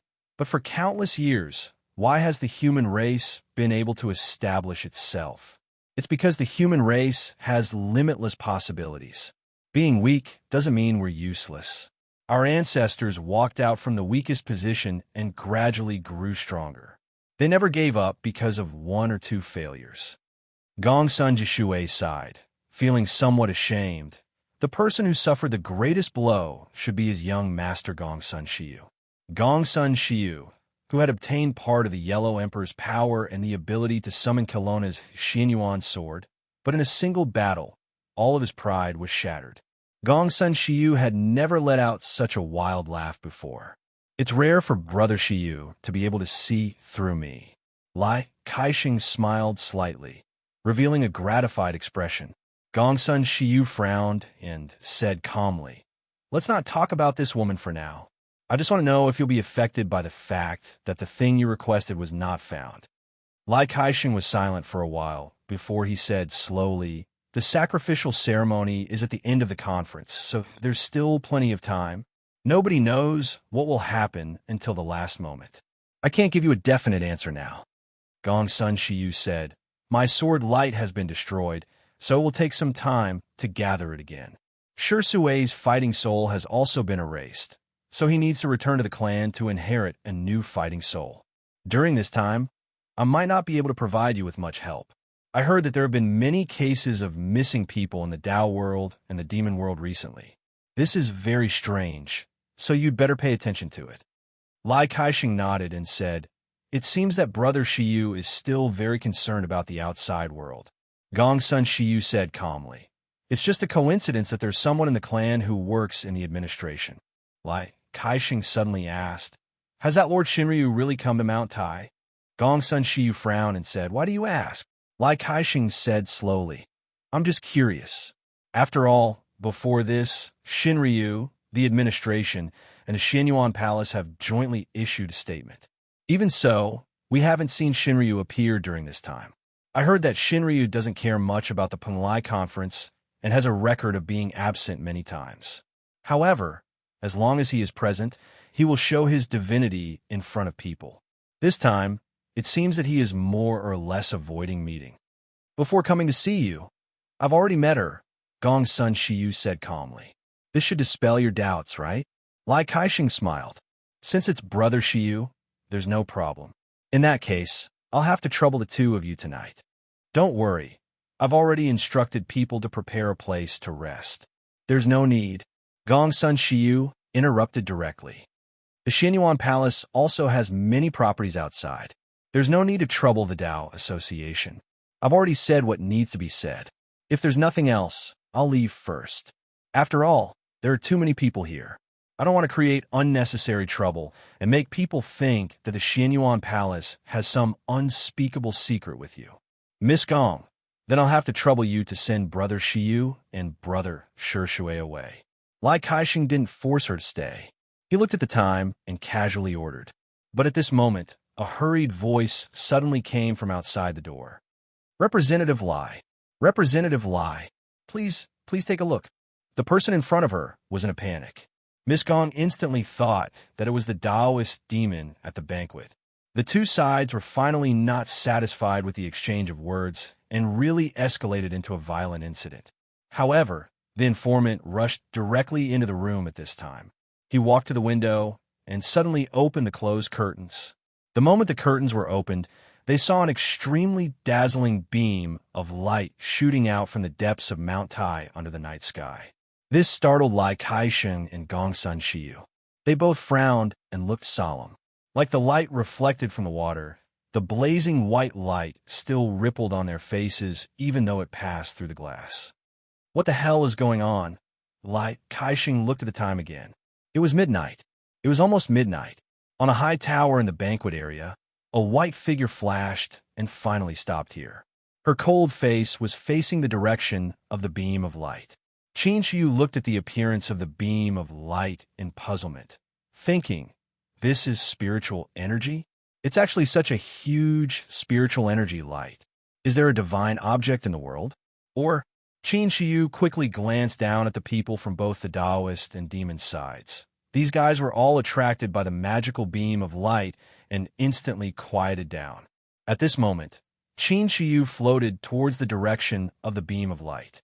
Almost at the same time, in a quiet room in the exclusive courtyard of the Cloth Sect in Wulong Mountain Villa, the 100 Tribulation Taoist slowly opened his eyes.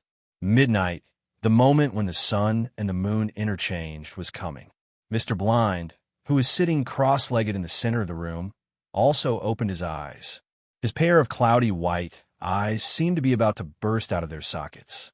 A large number of blood vessels appeared around his eyes, almost covering his entire face. It was ferocious and terrifying. The precious items that were placed beside Mr. Blind to provide him with inspiration also began to tremble at this moment. Inside the quiet room, a swirling airflow suddenly appeared. Those precious objects directly broke into pieces at this moment, turning into specks of spiritual light. The rotating airflow gathered them and brought them into Mr. Blind's body. Mr. Blind's expression was extremely painful at this moment. Blood oozed out from both of his eyes at the same time. His hair suddenly grew long, and a murderous aura turned into a flame, rising from his body and turning into a shadow like a demon. "Quick!" Mr. Blind spat out a word at this moment. It seemed that he could only say this word reluctantly. Seeing this, 100 Tribulations Taoist decisively made different hand gestures in front of him. His magic power surged and formed a huge yin and yang fish pattern around Mr. Blind. The yin-yang fish spun rapidly, and the demonic shadow formed by the fiendish aura gradually calmed down. As if it was unwilling to give up, a mournful howl of the wind rang out in the room at the end. When the yin and yang fish stopped spinning, Mr. Blind suddenly fell to the ground as if he had lost all his strength. The 100 Tribulation Taoist hurriedly helped him up and put one hand on Mr. Blind's back to transfer some spiritual energy to him. "That was close. You almost became the incarnation of Tai Sui, a murderous spirit. If you couldn't survive it, I could only. It said that fortune comes from danger." Mr. Blind turned over, his face full of weakness. At the moment when the year changes, the heaven and earth will stop for a moment, and it's also the easiest time for external evil to invade.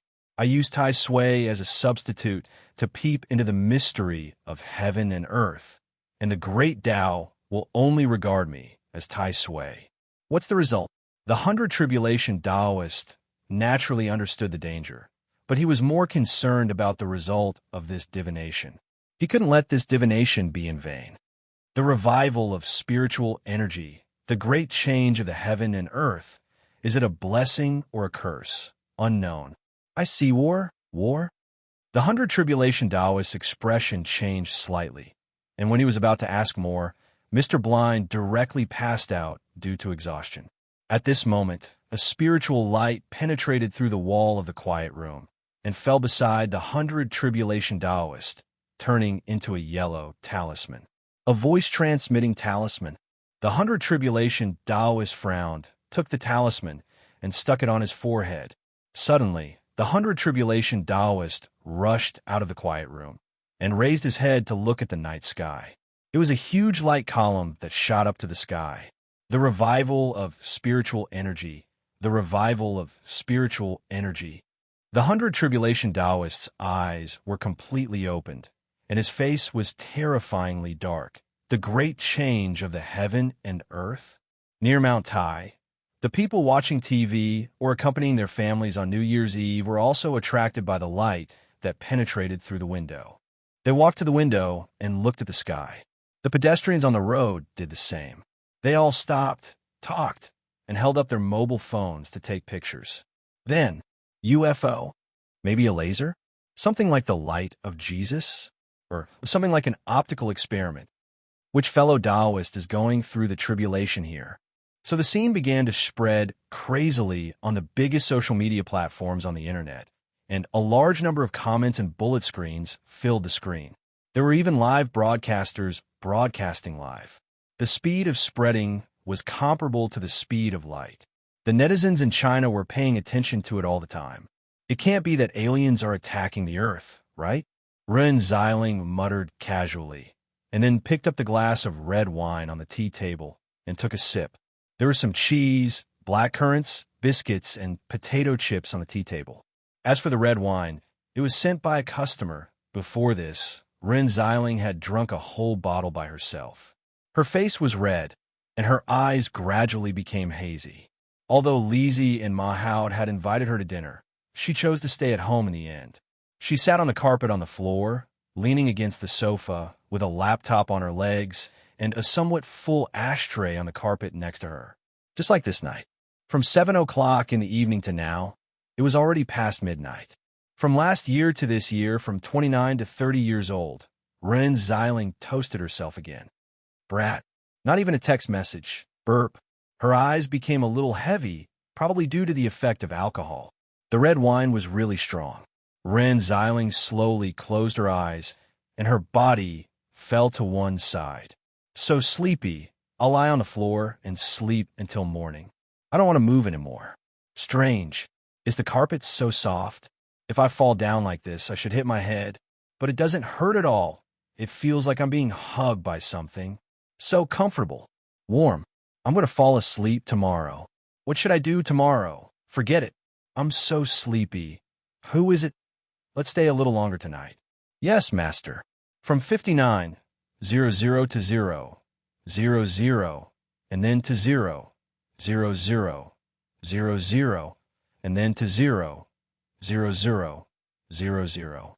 Time jumped, as if it paused for a moment and then started again. Chapter 1031. Her mouth was dry, and her brain was like concrete that was about to solidify, which was very uncomfortable. Ren Xiling opened her eyes a little, and there was a smoke-like mist in the living room. Was the humidifier turned on? She couldn't remember. Ren Xiling pinched her forehead hard to prevent the alcohol from getting to her head. But forget it. I have to turn it on anyway. After all, the heater is on at home. If I don't use the humidifier, I'll feel worse when I wake up tomorrow. She slightly propped herself up, and the thin blanket on her body slipped down. Ren Xiling looked at the pillow on the ground with some doubts. Wasn't it placed at the corner of the sofa? But she really didn't want to move.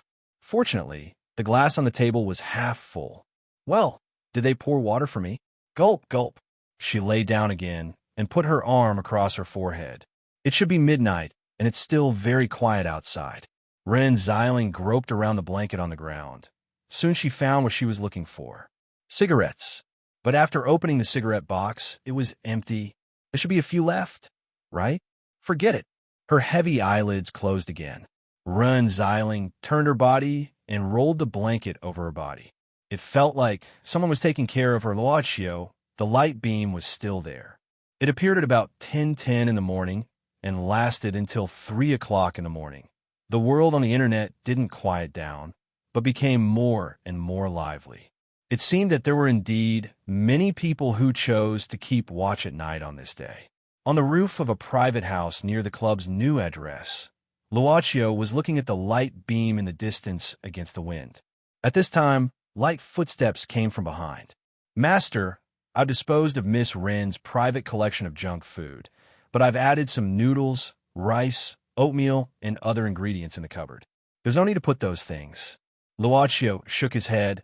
She probably won't open the cupboard once in 3 months. There are also frozen snacks, dumplings, and wontons in the fridge. But I only kept 2 cans of beer. Miss Maid said softly.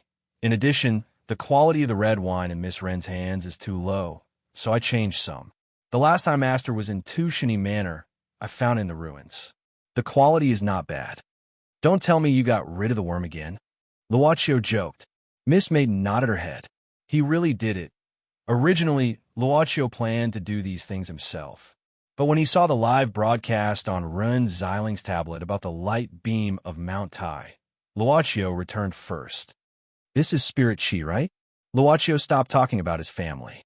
Once again, he looked at the beam of light shooting into the sky. It was completely the same as the energy in the long river of spiritual chi that Luochio encountered under his city. To this extent, it should be released by gathering the power contained in the nearby ley lines. Miss Maid gave her opinion. This saved Luochio the step of buying the information himself. Generally speaking, Yuye's opinion was very close to the truth. She was the biggest treasure left by the previous master. It seems that you have made up your mind. Miss Maid smiled slightly at this time. Luochio was silent. Indeed, since he had made it to this extent, the composition of the world structure might have a drastic change in the next step.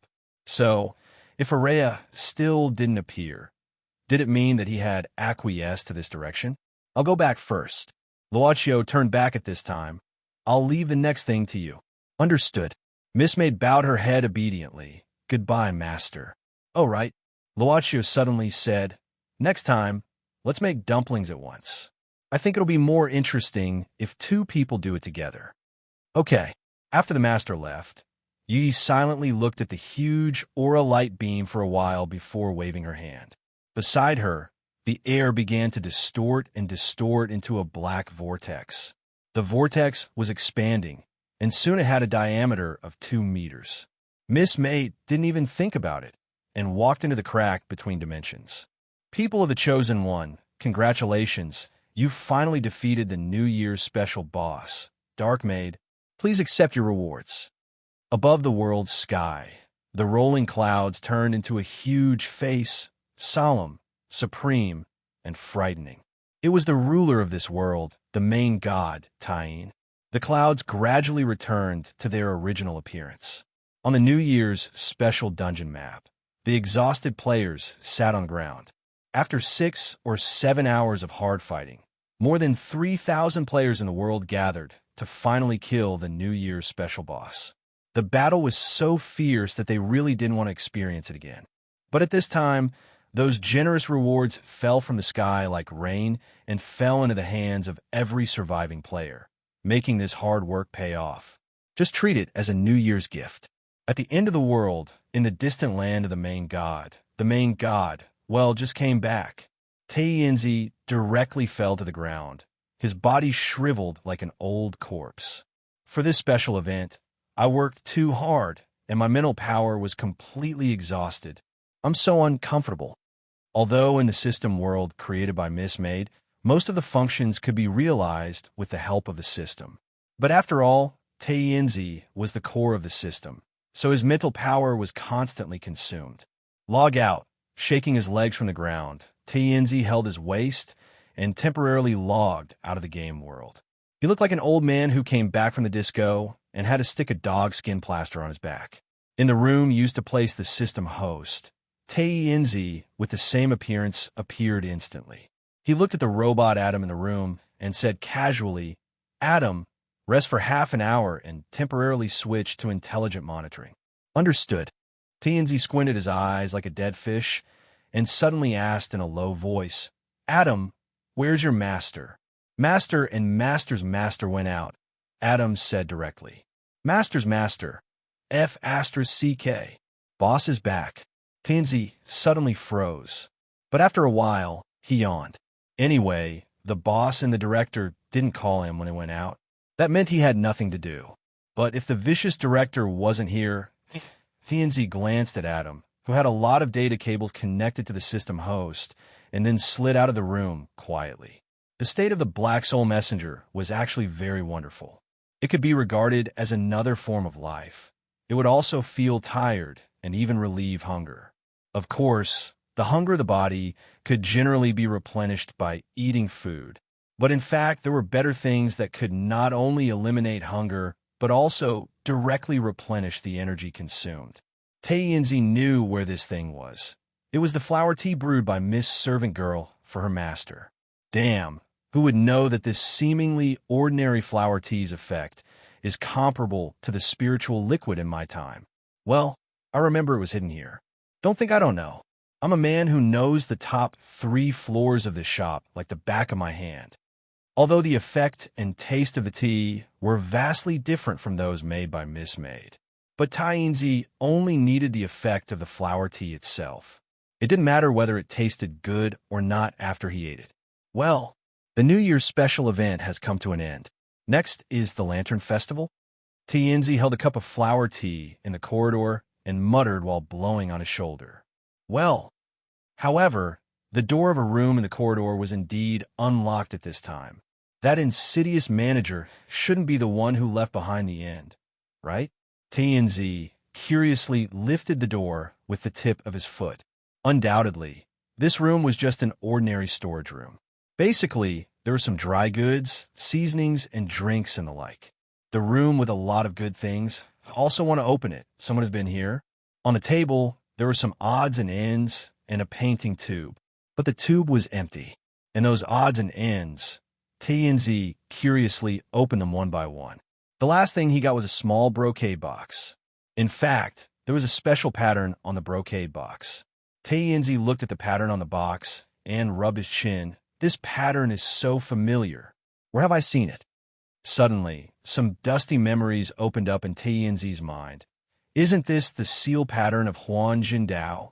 As for Huan Jindao, it was the sect that Tianzi belonged to 500 years ago. Tianzi frowned and couldn't hold back his curiosity, mainly because he saw something that seemed to belong to his former sect, so he started to draw on the pattern with his finger. Who wrote this pattern? It's full of mistakes. I know at first glance that he didn't practice martial arts properly. Don't let me catch you, little bastard. Crack. Not long after, the small brocade box opened automatically under Tianzi's unsealing.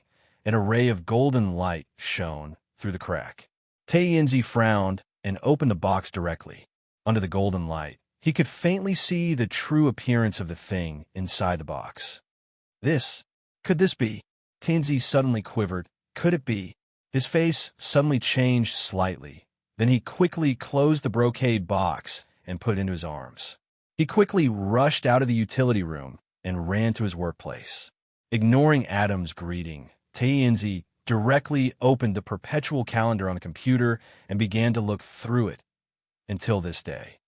So, it's Peng Lai meeting again. Tianzi sat down and looked at the brocade box in his hand with an uncertain expression. Main God Taiyin, do you want to continue the intelligent monitoring program?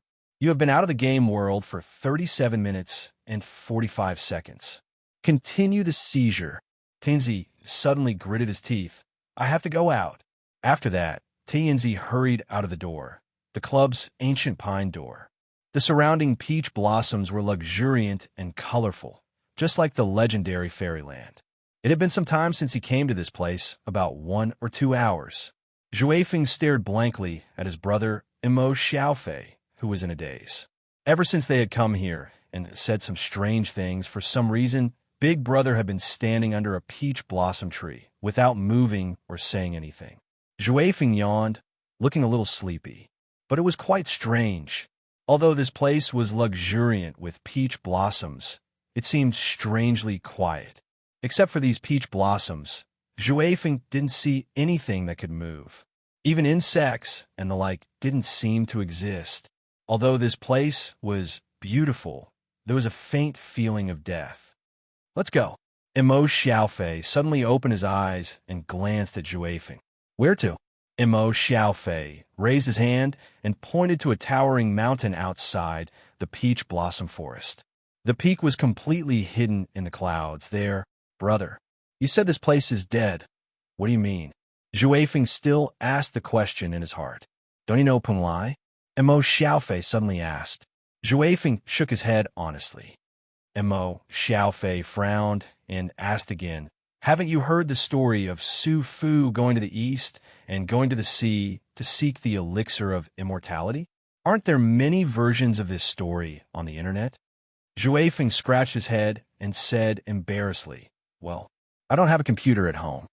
Imo Xiaofei walked toward the mountain and said, Su Fu was from Qin and went to the sea to seek the elixir of immortality for the emperor. It said that the elixir of immortality is hidden in the hands of the immortals of Peng Lai. Peng Lai, Immortal Island. Is it here? Zhuifeng opened his eyes wide. Yes and no. Imo Xiaofei shook his head. This is just its shell, an empty shell left behind. But even if it's just an empty shell, it's still a paradise, like a fairyland. It's beautiful.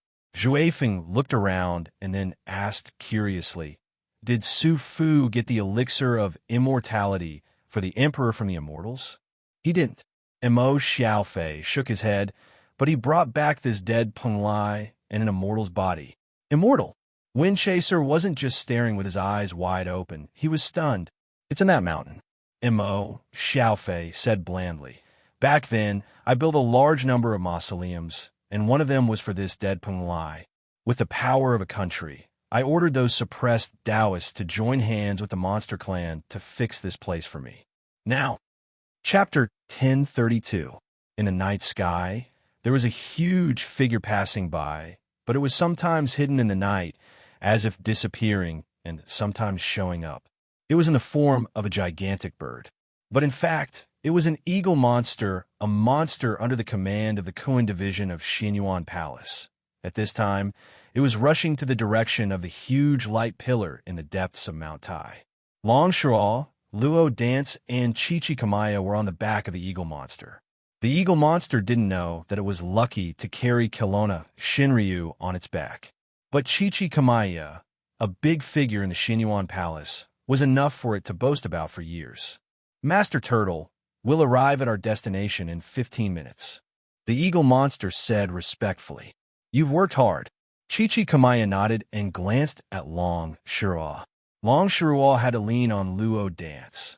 It was very uncomfortable for her to fly at such a high speed without strength, let alone in such a cold winter. Young Kelowna Shinryu's face was pale because of the cold wind, but she still held the pearl tightly and stared at the ground below the eagle monster. Although it was not convenient to summon a body here, it could be sensed through the pearl as a medium. The earth veins around Mount Tai are changing. That light pillar is continuously extracted from the earth. Long Shirua frowned. Damn it, it's like draining all the earth veins in this area. Chichikamaya said, who has such a great ability to mobilize the earth veins within hundreds of kilometers of Mount Tai. Long Shirua sighed and said with a complicated expression, only it can do that. Its predecessor was a part of the tongue dragon vein, one of the 12 ancestral veins of Kelowna. Later, it merged with the earth veins of Mount Tai and became the dragon vein again. To Wong, the earth veins of Mount Tai are equivalent to his people. Tianxin 71. Chichikamaya muttered. This was what Long Shirua mentioned before the light pillar of aura burst out. It's the Bai sect again. After so many years, does the Bai sect want to repeat the tragedy of that year? Long Shirua said coldly. No matter what his final purpose is, we can't let the aura continue to be extracted. Otherwise, this land will die sooner or later. Chichikamaya, can't you go faster? Guei Chinny glanced at Long Shirua's shivering shoulders and sighed. He knocked the eagle monster's body with his crutch. Whitehead 11, speed up. Yes. The eagle demon's white-headed 11 suddenly spread its wings a little. It moved the clouds and fog, and in an instant, it swept across a distance of several hundred meters. While rushing forward, the ghost baby looked down and heard Su Zijuan's voice in his mind. Listen, don't tell Chichikamaya and Long Shirua that I'm here. For Ghost Baby, Chichikamaya's order was higher than the Xinyuan Palace's order, and Big Sister Su Zijuan's order was higher than Chichikamaya's, so he could only bury this matter in his heart. But who was that foreign woman beside Big Sister? He was a little envious. She followed Big Sister and was always at her beck and call. However, Long Shirua's group was not the only ones who came to the light pillar of aura. It was really a mistake.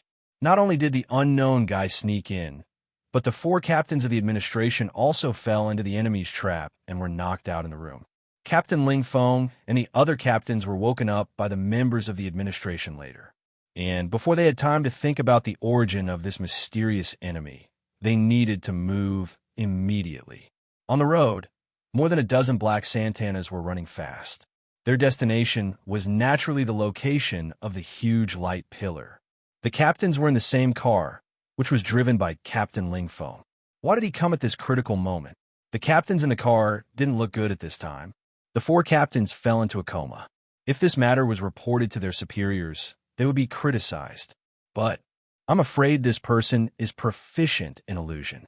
He could trick the 4 of us at the same time. But strange. Why did this mysterious guy sneak in? Yes, if he was malicious, I checked my body after I woke up, and there were no internal injuries. But we can't rule out the possibility that he had a clever method to avoid our detection. But we didn't lose anything. I don't care so much. Maybe we can get the answer when we go to that place? Captain Ling Feng stepped hard on the accelerator. It's not a good sign to be so busy on the first day of a new year.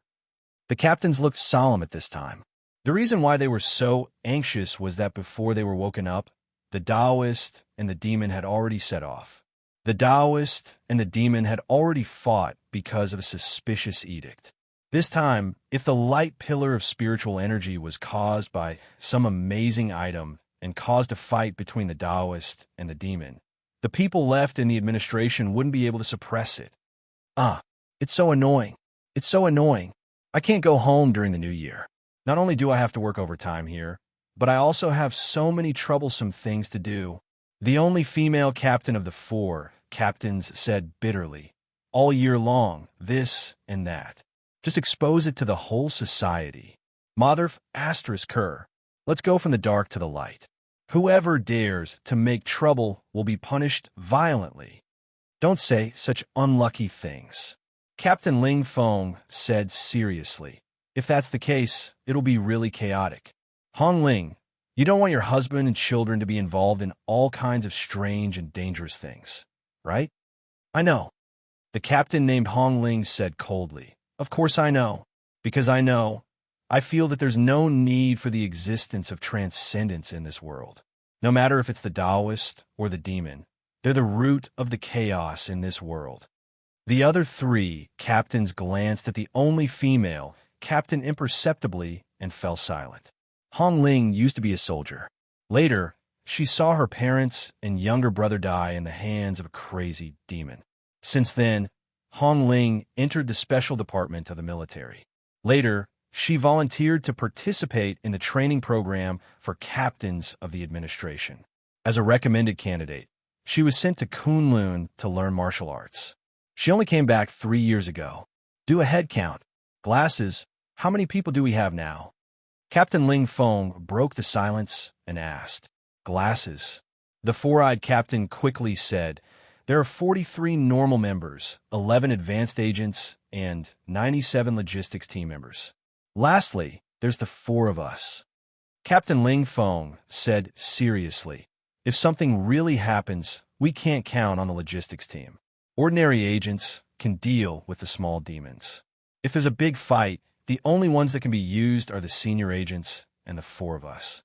I really hope that these big shots of the Taoist demon realm are more or less afraid of that contract. How about this? If things really can't be settled, I'll allow you to use the God-killing bullet. Ling Feng, are you serious? The 4-eyed captain looked at Ling Feng, who was driving, with a serious expression. Although the director gave you this authority at the last minute. But you have to think carefully. Once we use the God-killing bullet, it's equivalent to exposing our trump card. If the Taoist demon realm and the Taoist demon realm know that we secretly researched this thing, I'm afraid we can't care so much. If the Taoist demon realm and the Taoist demon realm really fight, Ling Feng smiled bitterly. Next, I'm afraid we can only use aliens invading Earth as a reason. After all, the appearance of this spirit energy light pillar had already gone viral on the internet. It couldn't be stopped. It didn't say who arrived first. If one had to say, it should be that both sides arrived at almost the same time. The light shot out from the deep valley and straight into the sky. The representatives of the 4 heavenly spirit clans, the demon realm members, and the various sects were now divided into 2 camps. They all came at almost the same time from the series of banquets. It could be said that they used their own methods and didn't give in to each other. Old Bai Jia, I didn't see you at the banquets, but you came here. Your bones are quite strong, huh? I'm old. I can't compare to the young. His hands were folded behind his back, making him look slightly hunchbacked. Bai Jia Taoist opened one eye and said slowly, this old man can't even take one punch from young Master White Tiger. Huang Baifu was a young man with a very tall and sturdy figure. He wore a sleeveless singlet, trousers, and leather shoes. In this cold winter night, he gave off a feeling like a raging fire. However, he just sneered at Bai Jia Daoist's words. This president of the Tao Association and the sect master of Kunlun couldn't even take one punch from Huang Baifu. Only idiots would believe that. Taoists, it's rare that the administration prepared a banquet for all of you. It's not good for you to run here like this, right? Beside Huang Baifu, a woman in her 30s with a hot figure wearing a fiery red mink coat chuckled, maybe the administration will invite you back for tea. Tea is good. We can chat while drinking tea. I like this kind of life. Bai Jia Daoist said with a big smile. Do you want to drink some too? Fellow Taoist Chu Xinghe. The woman in red, the priest of the Vermilion Bird clan, Chu Xinghe, said with a smile. I'm a demon. I don't deserve to be called fellow Taoist by you. Bai Jia Daoist said, there are thousands of great Taoists, but they all lead to the same destination. Even if you're a demon, It's rare that you've cultivated intelligence. Even if humans and demons have their own Taoists, they're all pursuing the same thing. On the path of great Tao, we're all on the same path. What's wrong with calling each other fellow Taoist? Am I right? Fellow Taoist Tushan? Then, Bai Jie Taoist looked at the leader of the Black Tortoise clan, Ming Tushan, a skinny old man who looked even older than Bai Jie Taoist. I don't dare to accept that, Bai Jie Taoist. Ming Tushan shook his head. Fellow Taoist Tushan, please don't undervalue yourself. Bai Jie Taoist opened his eyes and said, Jinwu Great Emperor was born in the Black Tortoise clan. Jinwu land's orthodoxy still exists today. I'll just carry the tortoise shell. I won't carry the pot. Ming Tushan said quickly. I can't. Looking at the two elders arguing, Song Jinshui of the Green Dragon clan glanced at Chu Xinghe. They secretly communicated with their divine wills. This Bai Jie Taoist is really cunning. Because of Zhenwu, Great Emperor, the Black Tortoise clan has been in an awkward position among the demons. He insisted on saying it here. If something happens later, I'm afraid Ming Tushan won't help either side. Chu Xinghe, we'd better be prepared. Don't be hasty. Let's assess the situation first. Since Huang Baifu likes to be in the limelight, let this hothead take the lead. But we'd better be careful of Xiao Xinghua. Most importantly, this pillar of spiritual qi. Everyone's eyes had unwittingly gathered on the pillar of spiritual qi soaring into the sky.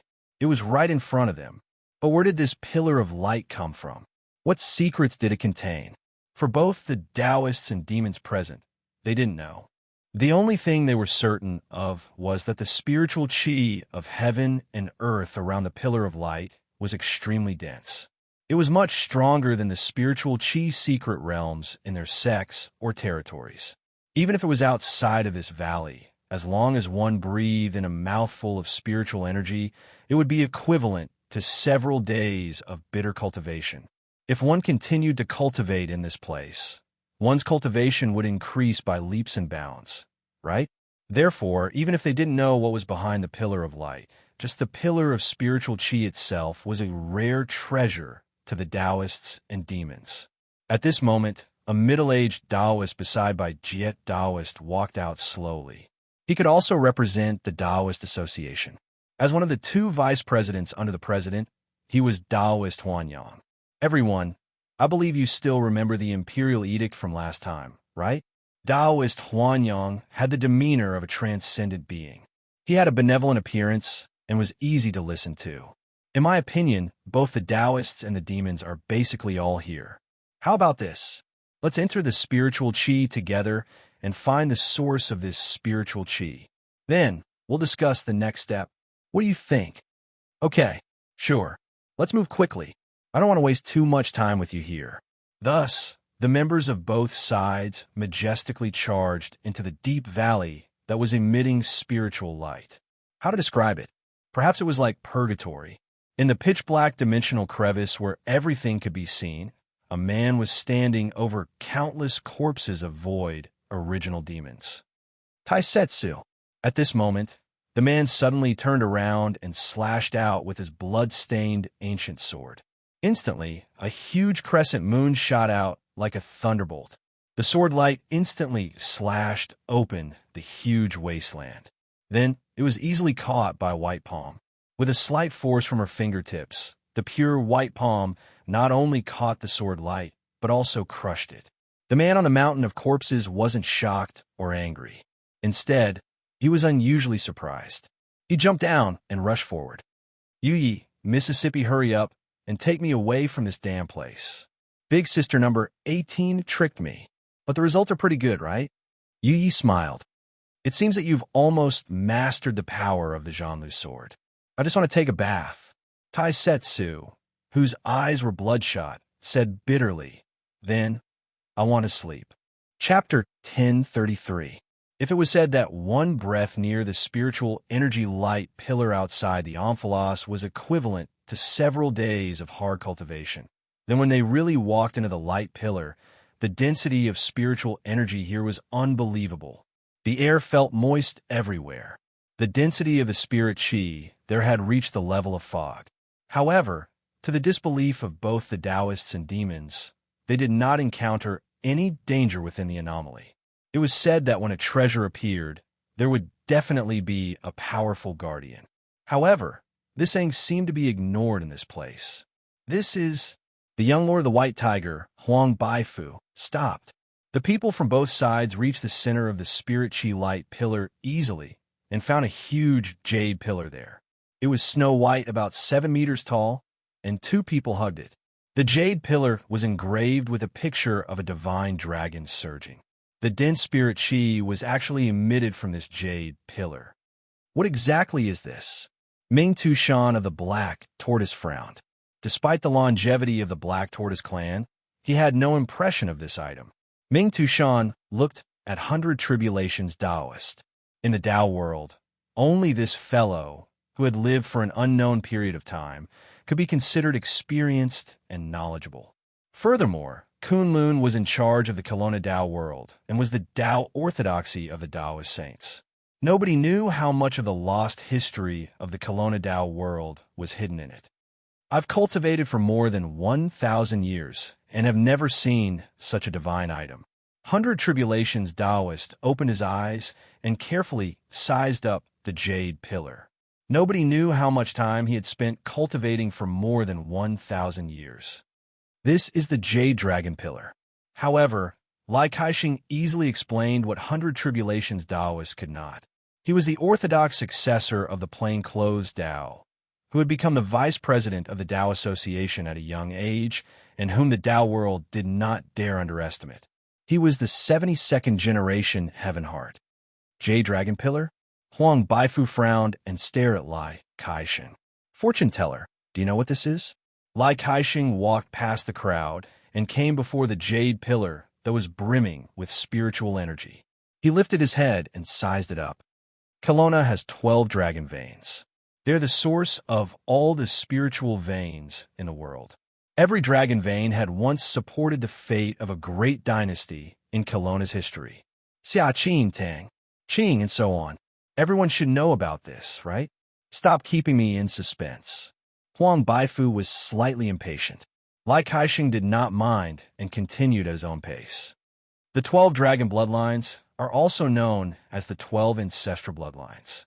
They were like 12 nodes that supported all the spiritual veins in Kelowna and even balanced the spiritual energy of heaven and earth.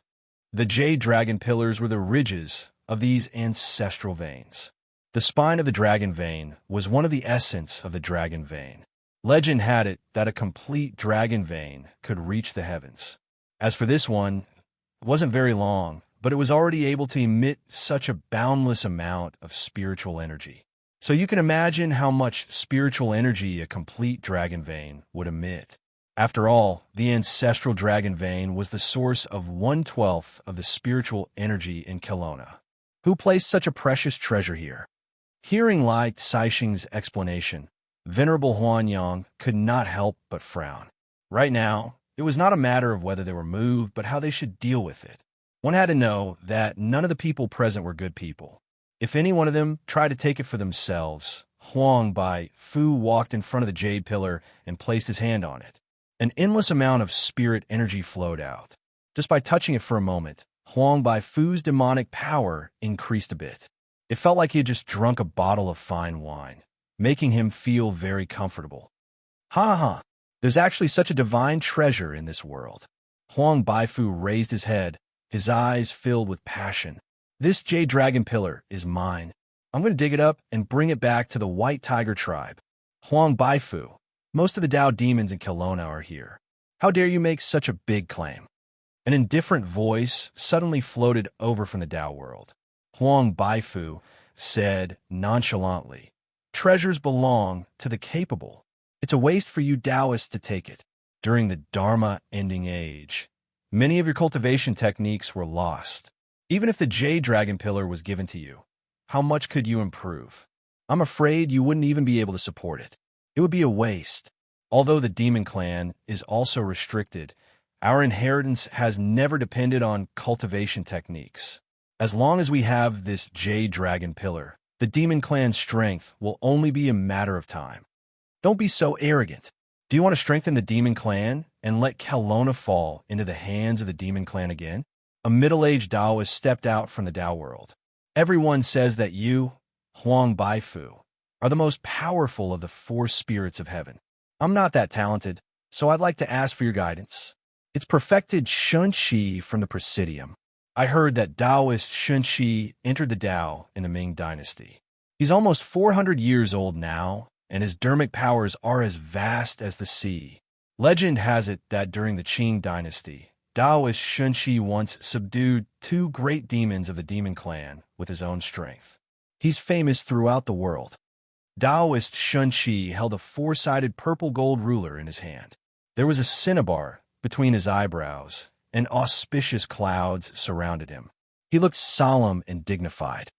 Shunxi, Huang Baifu sneered. You want to fight with me? Young Master Huang, as one of the representatives of the Demon Association, don't you think you're showing off your abilities? Shunxi said indifferently.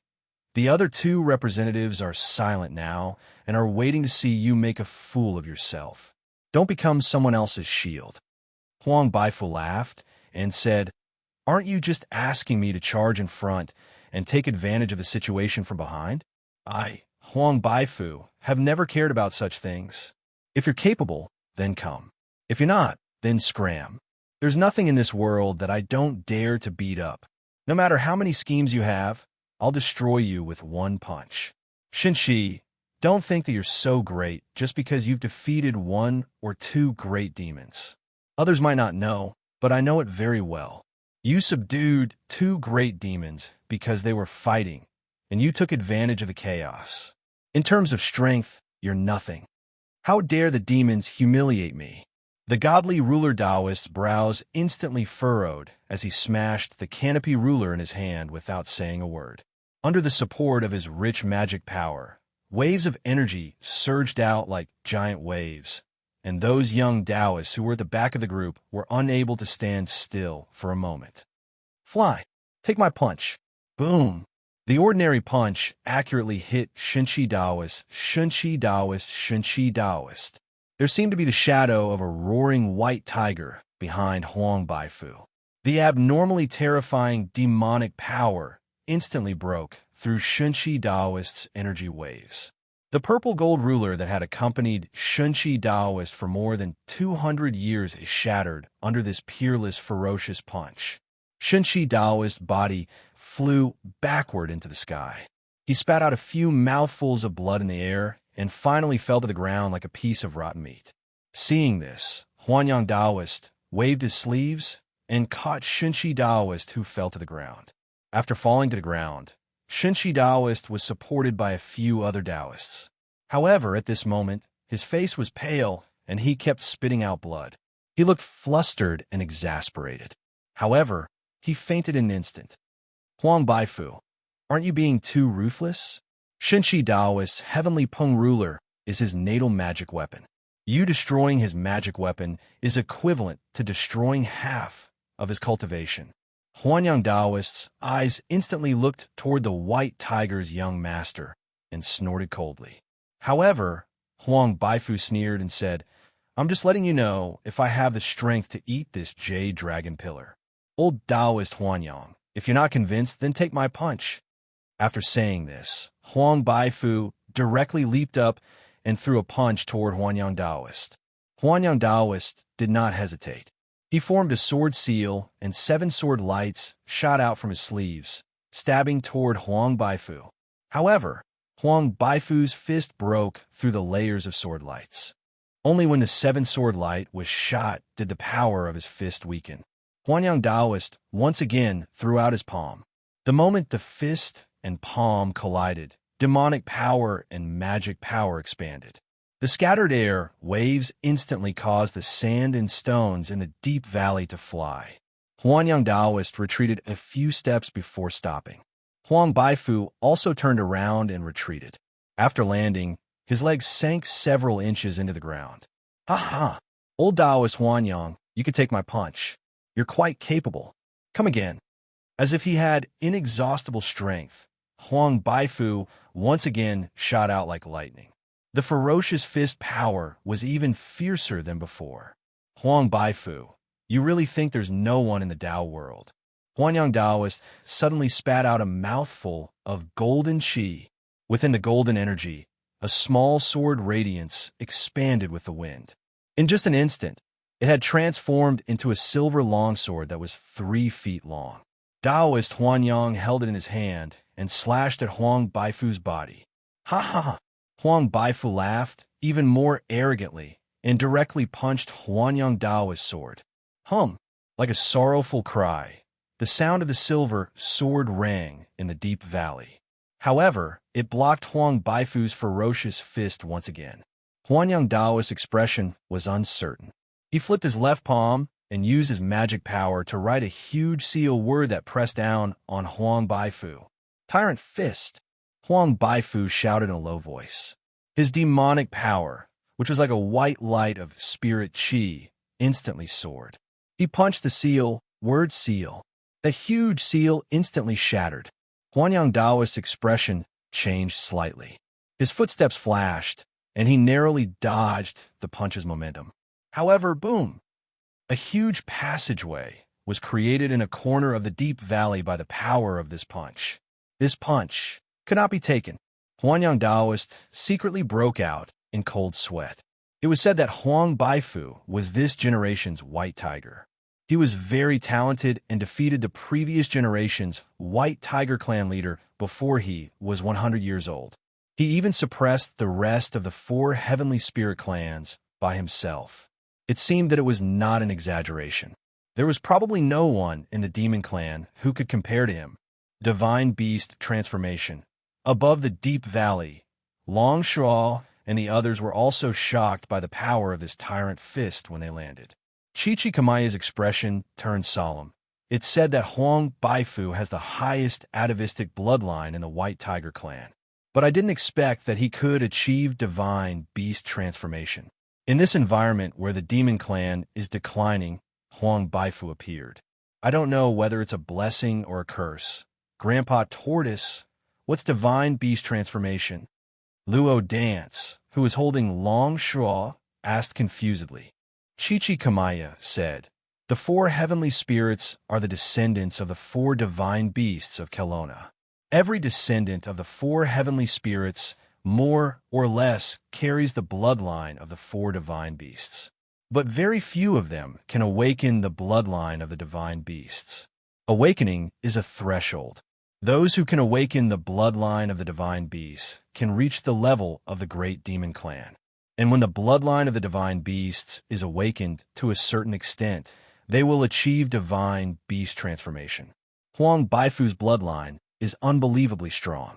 I'm afraid that he can condense the real body of the divine beast white tiger.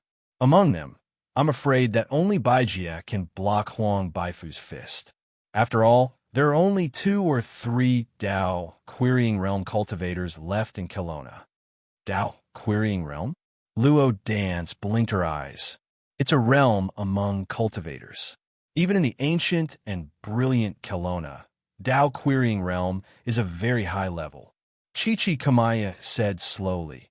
After Dao Querying Realm is Dao Fruit Realm. Usually, Dao Fruit Realm is equivalent to the legendary immortal. When one becomes an immortal, he gets Dao Fruit. Baijia was already in Dao Querying Realm in the Yuan dynasty. He has accumulated a lot of experience. If it weren't for the fact that the path to immortality has been severed. So powerful. Luo Dance blinked her eyes again. Grandpa Tortoise, can you block Huang Baifu's fist? Chichi Kamaya laughed. I'm afraid I can only hide in my turtle shell and play dead. Chichi Kamaya, you go and watch this jade dragon pillar for me. Long Shuo, who had been silent suddenly, said, I'm afraid this jade dragon pillar was taken from Wang. That kid will die after a long time. Chichi Kamaya gave a start and said bluntly, as long as you're willing to show up, those guys won't say anything. Long Shuo shook her head. You can show up in the name of Xinyuan Palace. I have other things to do. Wang should be nearby. Chichi Kamaya, let's split up. The bead can only be used for a limited time, and it can't be used continuously. I don't want to waste time on these greedy guys. Chichi Kamaya glanced at Long Shuo. After a moment of silence, he sighed and said, Ghost child, in the name of the Kuan tribe, let's go down. However, at that moment, the huge jade dragon pillar in the deep valley suddenly burst out with a strong light. It was far stronger than the spirit chi light beam it released. In an instant, the strong light turned everything pure white. When this powerful white light was released and then disappeared, the only thing left in the deep valley was the huge jade dragon pillar and the spirit chi light pillar it was still releasing. Apart from that, the people in the Tao world, the demons in the demon world, and even Long Shua's group had all disappeared. The sea of flowers was quiet. In the distance, there was a huge towering mountain peak surrounded by clouds and mist. When Luo Dance came to her senses, she saw such a fairy-like place. But what made her feel at ease was that Long Shua and Grandpa Chichi Kamaya were still by her side. Transfer. Chichi Kamaya frowned and seemed to think of something. Is this Wang's space folding ability? But where is this place? Panai. Chapter 1034. In front of them was a huge island. Although they didn't know how they were moved to this place, without a doubt, the 100 Tribulation Taoists found that they were at the edge of this island, the beach. It seemed that not all of them were moved to the same place. The 100 Tribulation Taoists glanced around and found that about half of them were not on this beach. The fine and golden sand was soft to the touch, and the glittering seawater behind them was washing up and then fading away, leaving clear watermarks. As for the demon race, they were at a corner of the beach. The place where the demons landed was a group of reefs on the beach. Similarly, not all of the monsters were here, and some of their faces couldn't be seen. For example, the ferocious Huang Baifu wasn't among them. This place was weird, but without a doubt, the spiritual energy here was as dense as the spiritual energy around the jade dragon pillar. It seemed that the spiritual energy here was the natural state of this place, unlike the jade dragon pillar, which was full of spiritual energy due to the release of spiritual energy when they moved forward. This is not sand. Suddenly, a young Taoist in the Taoist Association exclaimed, "This is gold." The golden sand slid down from the young Taoist's hand, but he quickly grabbed another handful of sand, and with a boom, a bright red flame appeared in his palm. Under the heat of the flame, the sand quickly melted and turned into a pool of golden liquid. Soon, the golden liquid cooled down and condensed, turning into real gold. Such an open beach was actually filled with this kind of high-purity gold. Although wealth wasn't the most important thing for Taoists, cultivation was always about wealth and land. Only with wealth could one have more resources. A few kilograms, a dozen kilograms, or even 100 kilograms of gold might not be important to these Taoists. But what if it was a huge beach full of golden sand? Not only that, the seawater that washed up seemed to bring some shiny things with it. Upon closer inspection, one would find that they were almost perfect pearls, jades, and agates. It turned out that under this beach, there was a huge pile of gold, silver, and silk. No wonder the seawater showed a shiny luster. President, Vice President Huanyang, and Vice President Lai are not here. A calm man said to the 100 Tribulation Taoist in a low voice, besides them, the Qingcheng Mountain, the Heavenly Fortune Cave, the Five Elements sect. There are 9 sects in total, but in the deep valley, they were there. I know, the 100 Tribulation Taoist nodded. Over there, not only Huang Baifu, but also Chu Xinghe and Xiao Shengma are gone. It seems that they were transferred randomly. The 100 Tribulation Taoist was silent, thinking. At that moment, the demon clan, who had gathered in a corner of the reef, started to walk toward the Taoists. The black tortoise Ming Tushan walked out directly and stopped in front of the 100 Tribulation Taoist. He cupped his fists and said with a smile, "100 Tribulation Taoist, this old man thinks that this place is strange. Why don't we put aside our small conflicts and work together to deal with it?" More than half of the Tao and the demonic forces of the Divine Prefecture had gathered here, but they had been moved to this strange island without anyone knowing. The methods used were unfathomable, causing Ming Tushan to have an ominous feeling. If they continued to fight in this place, it would not be a wise move. Originally, this conflict had been started by Huang Baifu and had nothing to do with the Black Tortoise clan. Besides, as the Hundred Tribulation Taoist had said, the Black Tortoise clan had a much better relationship with the Tao world than any of the demon clans. After all, the Black Tortoise clan had once had the Taoist Jinwu Great Emperor. Of course, the four spirits of heaven were divine beasts passed down from ancient times and enjoyed the worship of the ancient Kelowna. Each of them had a deep relationship with the Taoist sect, but times had changed. Now, only the Tao orthodoxy of the Jinwu Great Emperor had been passed down. Taoist Tushan is right. We can't do anything good. The Hundred Tribulation Taoist nodded with a smile.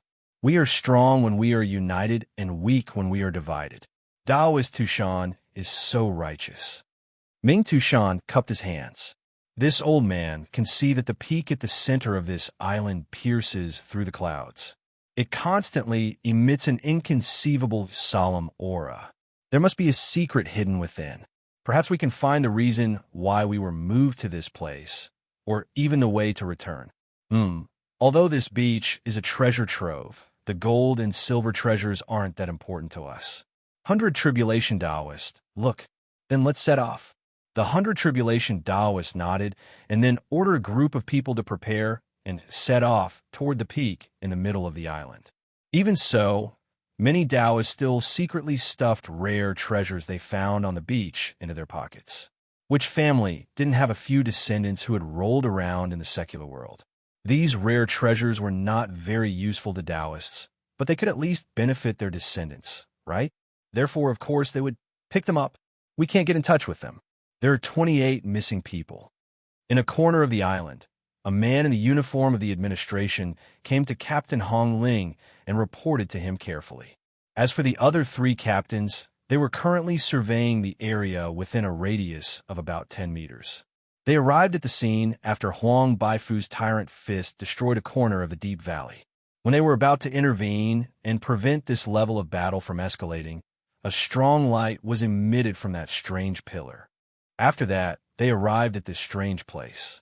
At present, Captain Ling Feng and his subordinates were in a primitive forest. The ancient trees here were so huge that if they were placed outside, it would be listed as a national protected area. There is no signal at all, and the satellite positioning is useless. Captain Ling Feng helplessly stuffed his cell phone into his trouser pocket and sighed. It seems that we can only take one step at a time. As he spoke, his gaze fell on a team member. This team member from the administration was carrying a black suitcase in his hand. Fortunately, this suitcase was not lost in this strange transfer. It contained the god-killing bullets that were worth tens of millions each. This was also the trump card secretly developed by the administration to suppress Taoist demons. Glasses, take out 4 clips first. Let's equip one for each of us. I feel that this place is not easy to deal with. Captain Ling Feng looked up at those towering ancient trees. Vaguely, he seemed to see a huge shadow of a mountain in the clouds in the sky. Do we really have to fight? Hong Ling was a bit speechless. There are 10 bullets in one clip, and it will cost hundreds of millions. I feel that it will be very easy to reach the climax. Captains, at this moment, a white figure swept across the mountain stream lightly and elegantly. However, her face was cold, and there was no sadness or joy. Undoubtedly, she was one of the people who were transferred after the white light, and her target was also the mountain peak. What is this place? Tae-Yin-Zi rubbed his chin and looked around. After returning from a New Year's project, I wanted to replenish my spiritual power, so I stole some flower tea from Miss May to drink. After I found something in the storage room, I ran out as if possessed by a ghost. Finally, I bumped into the beam of spiritual energy and ran over. But before I could figure out what was going on, I was pulled to this damn place. After reviewing the situation, Tae-Yin-Zi's expression changed dramatically. He knelt on the ground and supported his body with both hands.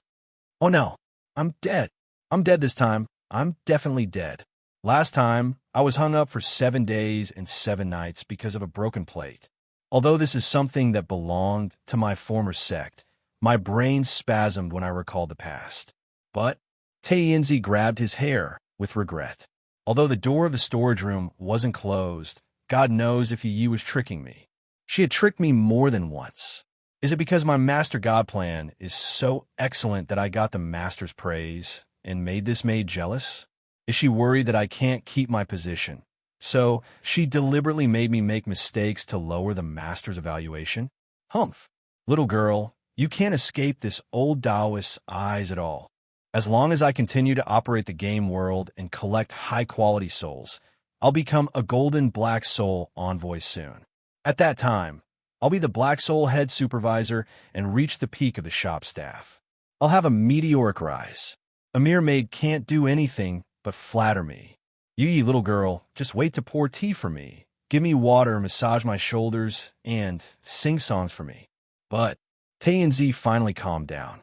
At the same time, he looked at the small box in his arms and frowned. This thing is affecting my mind. But at this moment, the small box suddenly shook violently. It was as if the thing inside was going to rush out at any time. Tae-Yin felt that he couldn't suppress the thing inside. He had to open his mouth and swallow the box directly. This box seemed to be affected by the outside world to have such a strange change. But the Black Soul Envoy's body was a natural isolation zone. After the box entered Tae-Yin's body, it stopped shaking violently. Tae-Yin couldn't help but sweat. He sighed and began to look at the surrounding environment. There was no doubt that he was now in a chaotic stone forest. But when he was about to walk out of the stone forest, he suddenly heard a loud sound, followed by a slight vibration from the ground. He saw that several stone pillars in front of him suddenly fell down, and the heavy stones fell, which was the source of the slight vibration. After the stone pillars fell to the ground, they stirred up a burst of mud and dust. And in the dust, he could faintly see a tall and sturdy figure slowly walking out. In just a moment, Tae-Yin saw a man like an iron plate. He was wearing a small vest, trousers, and leather shoes. Apart from that, he only had a big gold chain on his body. His face was very sunny and domineering. This reminded Tae-Yin of the appearance of the protagonist of a manga he had recently read on the main god mountain in the game world when he was cramming a lot of knowledge on the internet in order to develop more activities. Chingchingdero? Yes. The iron tower-like giant in front of him looked at Tae-Yin without hesitation and showed an impatient and disdainful expression. How should I describe it? Mustache, afro hair, wretched eyes, yellow leopard print coat, and tight pants in his 50s. Old man, who are you? The giant man frowned and asked. Tae-Yin subconsciously looked solemn. Ahem, I am a main god Tae-Yin, the lucky chosen one. You have been. Tae-Yin suddenly stopped talking. It was not his intention to habitually say such a name, but Tae-Yin was too familiar with the giant man's question. Basically, every guy who entered the game world for the first time would ask such a question. Nonsense. You're neither fish nor fowl. Eat my fist. Boom! Sand and stones flew, and a huge burst of sand and dust suddenly burst out from the ground and rushed to the sky. The giant man's fist was like a rocket launcher with extremely terrifying power. However, this punch hit the ground, but it did not hit the weird old man. The giant man looked up and saw that the weird old man was standing on a stone pillar in the stone forest. He rubbed his chin and said, "Oh, you can see me? Monster power. Are you a monster?"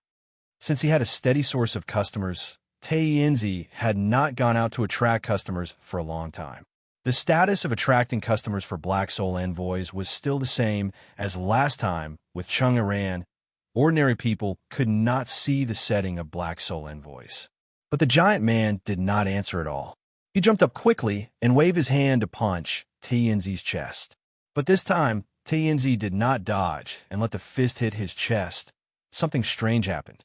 The giant man's fist easily went through Tae-Yin's chest at this time. Atomization, one of the standard abilities of Black Soul Envoys.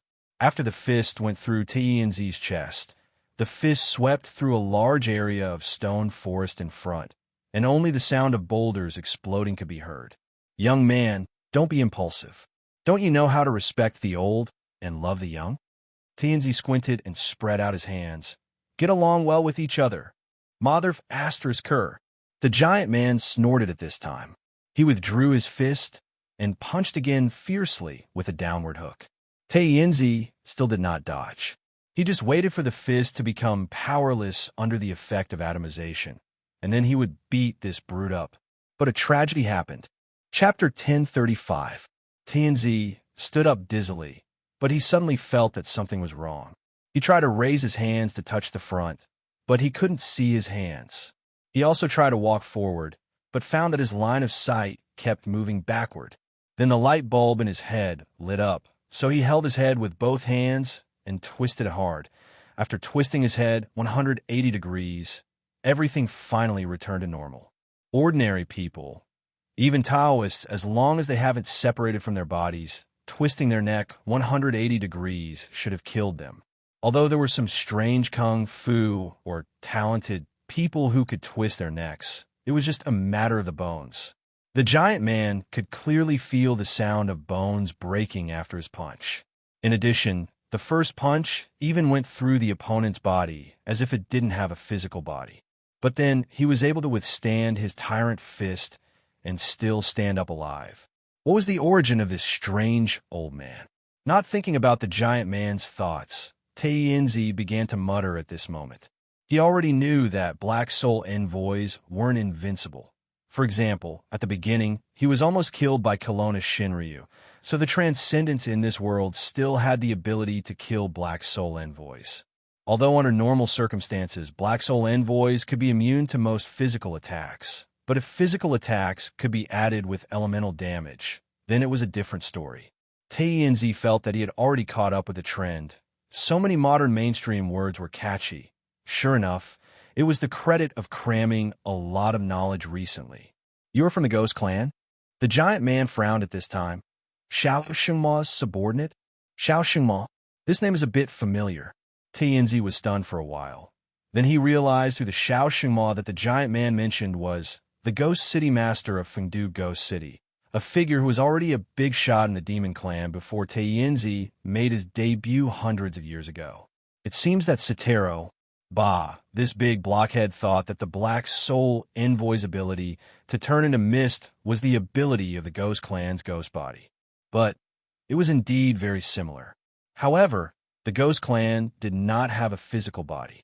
They were only in the state of spiritual bodies, unlike the Black Soul envoys, who could freely switch between physical and virtual bodies. However, after this blockhead thought that he was from the Ghost Clan, he didn't seem to have any intention of attacking. Tayenzi's mind raced as he frowned and said, "Do you know City Lord Xiao? Where did this old ghost come from?" The giant jumped down from the stone pillar. "Don't you recognize me?" Tayenzi said casually, "Poor. I have slept in City Lord Zhao's 10,000 Ghost Pagoda for several hundred years, so it's normal that I don't know you.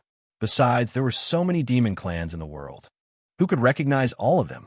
You know all the ghosts in Fengdu Ghost City?" The 10,000 Ghost Pagoda was indeed something that belonged to Xiao Shengmo, and it was especially famous. There were many ghost soldiers, ghost generals, and vengeful spirits sleeping in the 10,000 Ghost Tower. When the flute played silently, it could use the 10,000 Ghost Tower to summon hundreds of thousands of ghost soldiers. In the demon realm, its ability to fight alone might not be the strongest, but in a group fight, it had never been afraid of anyone. It was said that Xiao Shengmo had not used the 10,000 Ghost Pagoda for several hundred years. The giant man glanced at Tayenzi suspiciously at this time and said casually, "My name is Wang Hu, just an ordinary member of the White Tiger Clan." The White Tiger Clan of the Four Spirits of Heaven? Tayenzi opened his mouth and then pondered. He and Wang Fu stared at each other, and neither of them spoke. Considering that this year's Penglai convention was coming, both the Taoist and demon realms of Kelowna would gather, it was not strange for the City Lord of the Ghost City to come in person. Tayenzi had an idea at the moment. He cleared his throat and said, "Brother Wang Hu, I just encountered a white light, and then I came to this place. Do you know what happened here?" Wang Hu shook his head at this time and looked at the towering stone forest. "I don't know. When I came back to my senses, I was already in this place. I originally planned to walk out, but this place looked the same everywhere, so I simply opened the way myself. That's why the stone pillars fell one by one. Is this silly big guy the type to be reckless? Let me see. Tae frowned and then flew up. Wong didn't care at this time. He looked at Tae actions as if he was watching a show, waiting for it to happen. After flying into the air, Tae looked into the distance and found that the stone forest was not as big as he imagined. He could still see the end. It was about a few kilometers. In this range, it should be easy to fly out, right? However, when Tae flew forward, he gradually found something wrong. He couldn't reach the end of the stone forest. No matter how long he flew, the edge of the stone forest always remained at the end of his sight. Below, countless stone pillars were rapidly retreating below him. What's the matter? Tae returned to Wang Hu's side with a bad expression. Wang Hu said, I'm afraid that one can only walk out of this damn place by foot. There's no way to fly. This seems to be a huge maze. I have to find the eye of the array. Tae frowned. Arrays were not his strong suit. However, Yu Sanyang, the lowly servant girl who had caused him to be sealed for hundreds of years, was very skilled in arrays. You have a way? Wang Hu looked at Tae and his eyes lit up. Yes, you could just say that you want to go out and then contribute something good. I can call my boss here in minutes. However, Tae couldn't do it. God knows if that vicious servant girl had already found out that he had taken the item away. However, if he started a trade now, wouldn't he be digging his own grave? So, Adam, you must stay put. I'll give you an extra pair of non-fu batteries later. I do have a way. Tae thought for a while and then glanced at Wang Hu. How could a guy with such strong fists be an ordinary member of the White Tiger clan? If an ordinary member of the White Tiger clan was so powerful, then what was there in the Kelowna Dao world? Why didn't you say that you had nothing, an ordinary house, and an ordinary wife? Oh, what's the good idea? Wang Hu took 2 steps forward. Tae said seriously, all arrays are made up of the eye of the array materials, and the array map. A good array can't lack any of these, and they need to be balanced. So, Wang Hu couldn't help but listen carefully. Brother Wang Hu. Tae patted Wang Hu's shoulder. Let's go through. With your fists, you can definitely pass. Bam! Face broken, spin, spin, spin, spin. History was always shockingly similar. Earlier, after waking up, it started to size up its surroundings. It remembered that it had met a mysterious bronze-masked man in a stone chamber in the cave abode. Then, it had been knocked unconscious. It was the intruder with the mouthless mask. In fact, it didn't know how much time had passed, but it felt that it shouldn't have been unconscious for long. Furthermore, its current situation was a little bad. Half of his body was embedded in some kind of unknown crystal. The crystal was about 3 to 4 meters tall.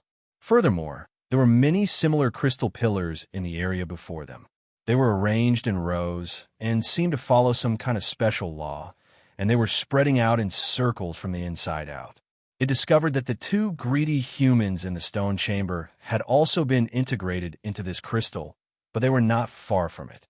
Besides these 2 greedy human warriors, there were also many people from the Dao world and members of the demon clan. However, at that moment, they were all pale and unconscious. Their bodies were also in a withered state. Unlike the crystal that bound it, the crystal that bound these guys was in a bright red state.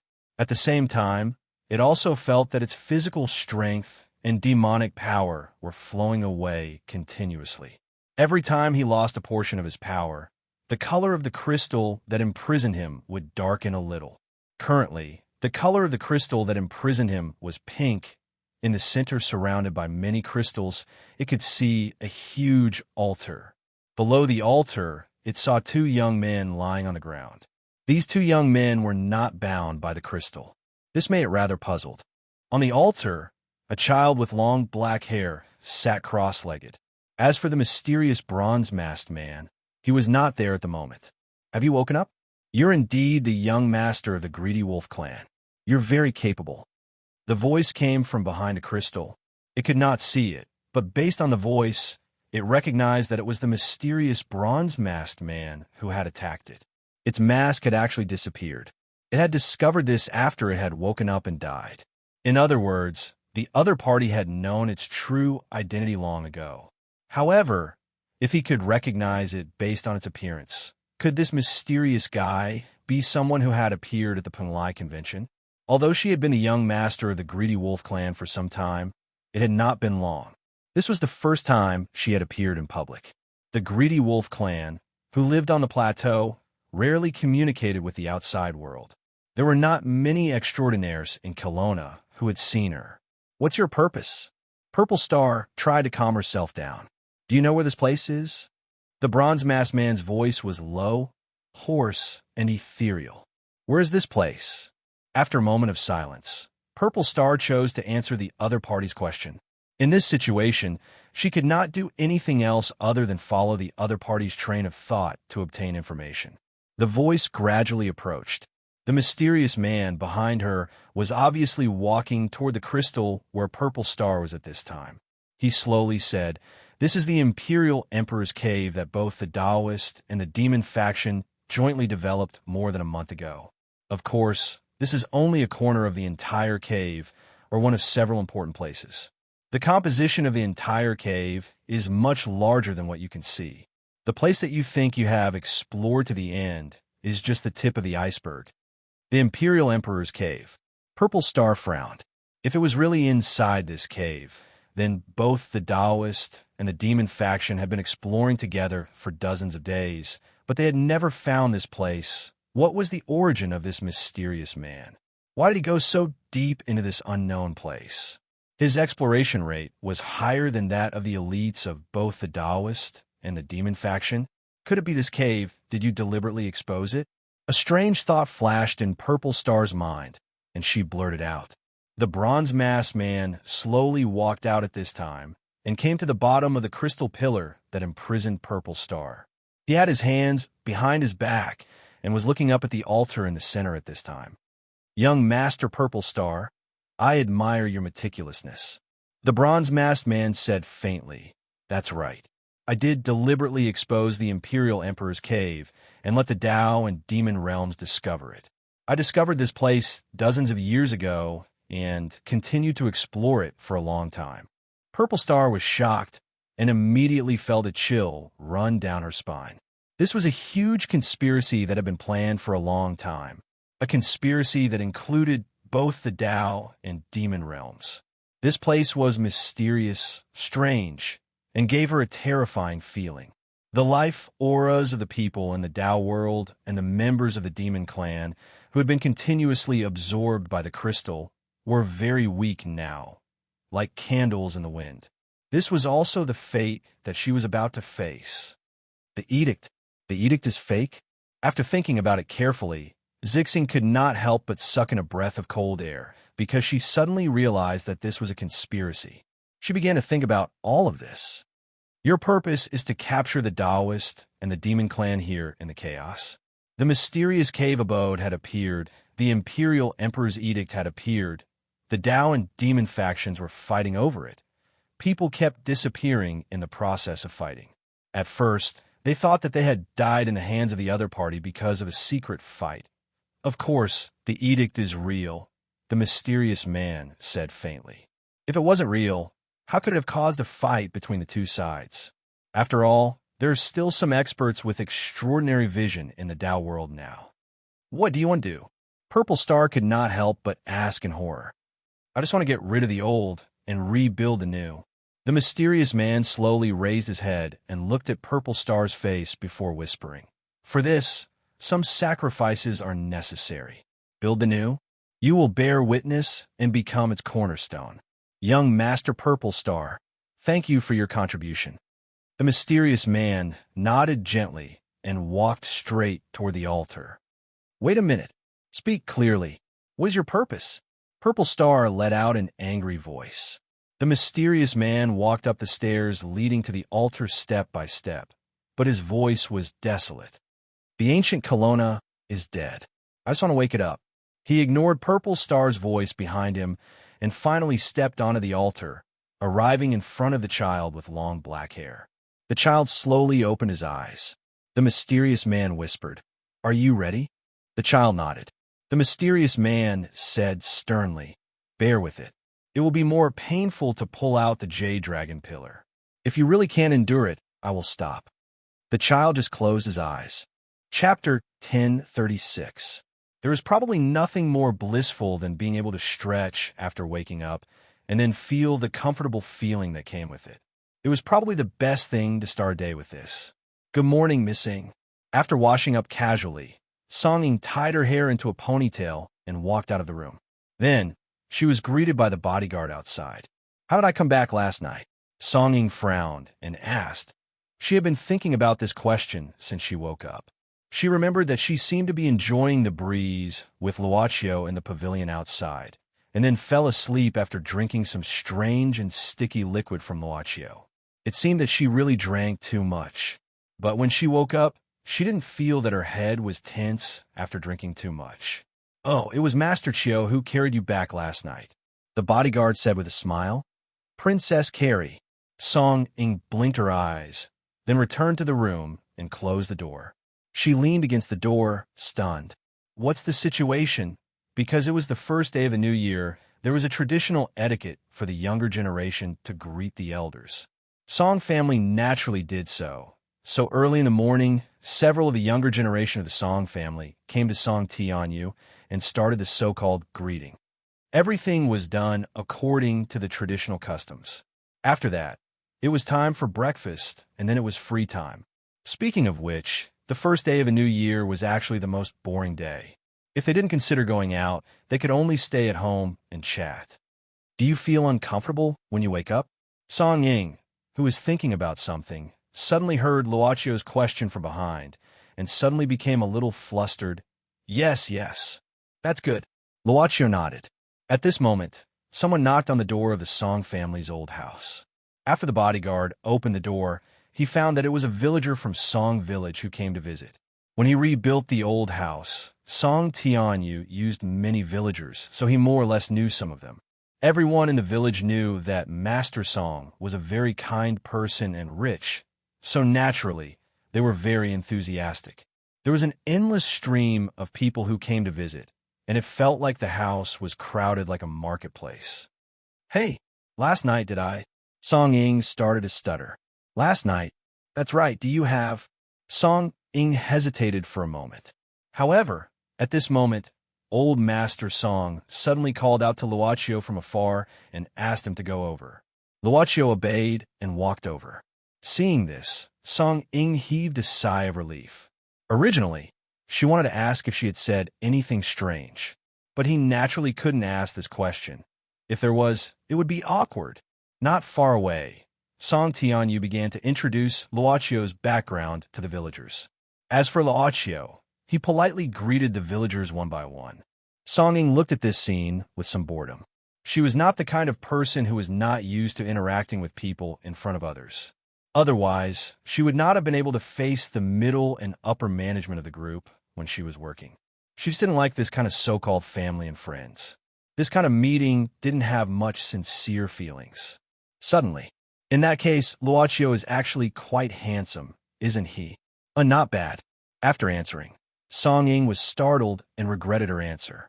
She saw that Song Howren had unknowingly appeared behind her and sneakily poked his head out from her left shoulder. Then he smiled mischievously. Song Howren. Song Ing was very fierce. Happy New Year. Happy New Year. Grow up quickly. Okay, done. Song Howren laughed and dodged. Then, he quickly patted Song Ying's forehead lightly. Song Ing only felt that something was stuck on her forehead and blocked her vision. Then this thing slid down, and she subconsciously caught it. It was a red packet. Every year it was the same. Something like this would always fall into his hands unexpectedly. Song Ing rolled her eyes at Song Howren and muttered unhappily, "You are treating me like a zombie." She remembered that when she was a child, Song Howren liked to watch some domestic zombie movies. In one of the movies, a square-faced Taoist priest with a figure-8 haircut liked to stick talismans on the zombies' foreheads. Song Howren also liked to watch these movies with Song Ing. For a long time, Song Ing was so scared that she didn't dare to sleep at night. It was like a childhood shadow, so she still remembered it clearly. Even so, she still carefully put away the red packet for fear that it would be wrinkled. As the princess of the Song dynasty, she naturally didn't care about the weight of the red packet. At this time, After Song Howren joined the villagers to visit, it was inevitable that there would be another round of flattery. Song Ying always avoided these occasions as much as possible. Now, she quietly walked away. She planned to chat with Zhang Qingrui. After all, they had unknowingly become familiar with each other. But when she arrived at the door of Zhang Qingrui's room, she was told that Zhang Qingrui went out at dawn and was picked up by someone sent by the Zhang family. It seemed that she left in a hurry. Song Ying wanted to call and ask about it, but she gave up the idea when she thought that every big family always had various urgent things to deal with. She was a little bored and wandered in the yard. Then she saw the two bodyguards were looking at the sky. She didn't know what they were looking at, so she walked over curiously. "What are you looking at?" "Missing." The bodyguards were shocked and quickly said, "It's like this. We just saw on the internet that there was a strange light in the sky around here last night. Many people on the internet took videos and released them, so we were curious." "Strange light?" Song Ying was stunned and said carelessly, "Is it some fake news like UFO or alien flying saucer?" "Maybe." The bodyguards didn't care much. Later, the local news said that it was caused by some faults in an optical experiment. In foreign countries, there were many reports of unidentified flying objects in a month, so they were already used to it. If the Earth was really so dangerous, it would have exploded long ago. How could it survive until now? Song Ying shook her head and felt a little bored, so she lowered her head and went back to her room. She simply used satellite communication to conduct a few daily video conferences. It was mainly about the development of the oil field and gold mine that the Song family discovered not long ago. The report of the department head was not much different from Song Ying's early estimation. Although she listened to the report of the project head with a cold face, Miss Song Ying was already in a daze. But she didn't know if it was because her eyes were playing tricks on her, but some pictures suddenly flashed on the screen of the laptop, as if it was disturbed by some strange signal. The strange scene and the video conference were rapidly switching back and forth. The gray sky, the broken buildings, the overturned roads, the withered trees, the garbage all over the ground, and the scraps of paper in the wind. It was dead silent. It seemed that something was wandering. Suddenly, a rotting hand crawled onto the screen, followed by a grayish, rotting face. Its eyeballs had already peeled off, revealing its teeth. Roar! Song Ying felt her heart beating wildly at this moment, and a suffocating feeling made her mind go blank. She subconsciously grabbed her collar and took in deep breaths. At this moment, all she could hear was a ringing sound in her ears. It was like her eardrums were hit by a grenade explosion at close range.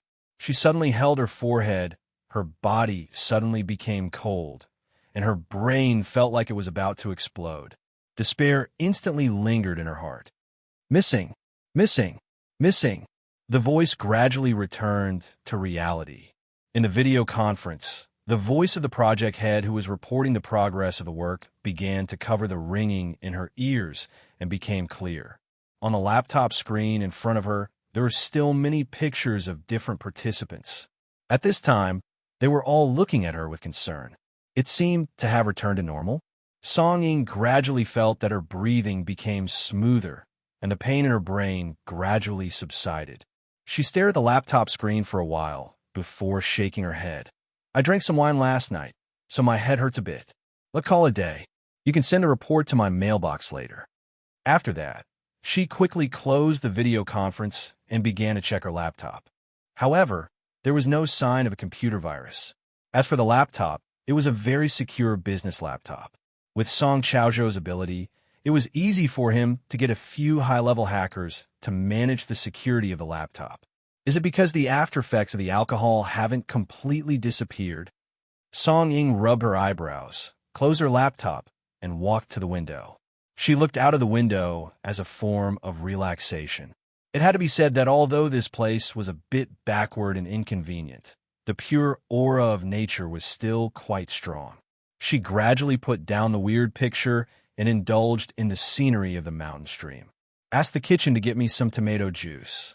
Song Ying, who suddenly felt hungry, ordered the bodyguard outside the door, "and a little bit of salt." "Yes, miss." When getting off the car, Zhang Qingrui gently rubbed her fingers. Growing up in the South, she was actually not used to the cold weather in the North. Even though she had put on thick down clothes, when the wind blew on her face, it still hurt faintly. In front of him was a hotel that looked a little old. It was also the best three-star hotel that could be found in the area. Mr. Seven had already been waiting at the entrance of the hotel lobby. Seeing Zhang Qingrui, he hurriedly walked forward. "Miss, you've worked hard." Zhang Qingrui smiled lightly. "Uncle Seven, you've been running around these 2 days, and you can't even eat a meal. You've worked the hardest." Mr. Seven's gloomy face showed a smile. "I've traveled a lot, and even chewed leather shoes when I was hard. It's nothing for me now." Zhang Qingrui had heard a lot of stories about Mr. Seven when she was a child. Now she nodded, saying softly, "Have they all arrived?" Mr. Seven whispered, "The people from Suzuki Kai arrived last night. Originally, they had agreed to wait until after today to meet tomorrow. But for some reason, they suddenly made a request last night, saying that they had to meet today. Otherwise, they would terminate this cooperation. Last night, old Madam called them several times, but she couldn't refuse them. So, she sent someone to pick you up early this morning. Grandma already told me about the general situation on the phone this morning." Zhang Qingrui nodded. "Let's go and meet the father and son from Suzuki Kai, and see what kind of people they are." Haruko Suzuki was now sitting on the sofa, looking at the information on his laptop. As for Yuichi Suzuki, he was sitting with his eyes closed. Suddenly, Yuichi Suzuki opened his eyes. "Our cooperation target seems to have arrived." Haruko Suzuki didn't care much. "He's just a consumable for the Vanguard, and we'll just send him away. Why can't I find him?" Yuichi Suzuki frowned and said, "Are you still looking for clues about the anomaly last night?" Haruko Suzuki nodded and said, "That's right. This matter has a huge impact. Many people saw it, and there are many videos on the internet. However, we can't find much now. I hope the anomaly this time isn't the thing we're looking for." "Yes, the location of that strange light pillar is very close to the location shown on the ancient map." Yuichi Suzuki's expression turned slightly solemn. "This anomaly seems to be the birth of a treasure. However, have you thought about the fact that both Kelowna and Taoist demons are gathering on Mount Tai right now? Could they be the ones causing the commotion?" Haruko Suzuki said, "Brother Lianjun, didn't you say that the two realms of Kelowna signed an agreement with the founding saint of the current country 70 years ago?" "That's right." Yuichi Suzuki said, "There's indeed such an agreement, and it has a very strong binding force. If it's violated, the Demon Clan and the Tao world won't have a good ending. The original copy of the agreement has always been kept by humans." Haruko Suzuki chuckled and said, "Since they're bound by the agreement, do you think the Tao demons of Kelowna still dare to make such commotion? The origin of this light pillar is mysterious, and no one knows where it came from. If a treasure is born, and it's a Sueho bead, Brother Lianjun, it's the once-in-a-decade Peng Lime meeting now. If it attracts the attention of both the Tao and demon realms, it won't be easy for us to snatch food from the tiger's mouth. Therefore, we have to end the battle quickly and start the exploration of the Imperial Mausoleum as soon as possible to prevent any accidents from happening." Yuichi Suzuki sneered and said, "Since you know you're snatching food from the tiger's mouth, why do you still need these humans? In the face of transcendence, no matter how many ordinary people there are, they're just cannon fodder." Haruko Suzuki said calmly, "Of course, I don't expect these tomb robbers to be of any use or surprise. I just want them to exist.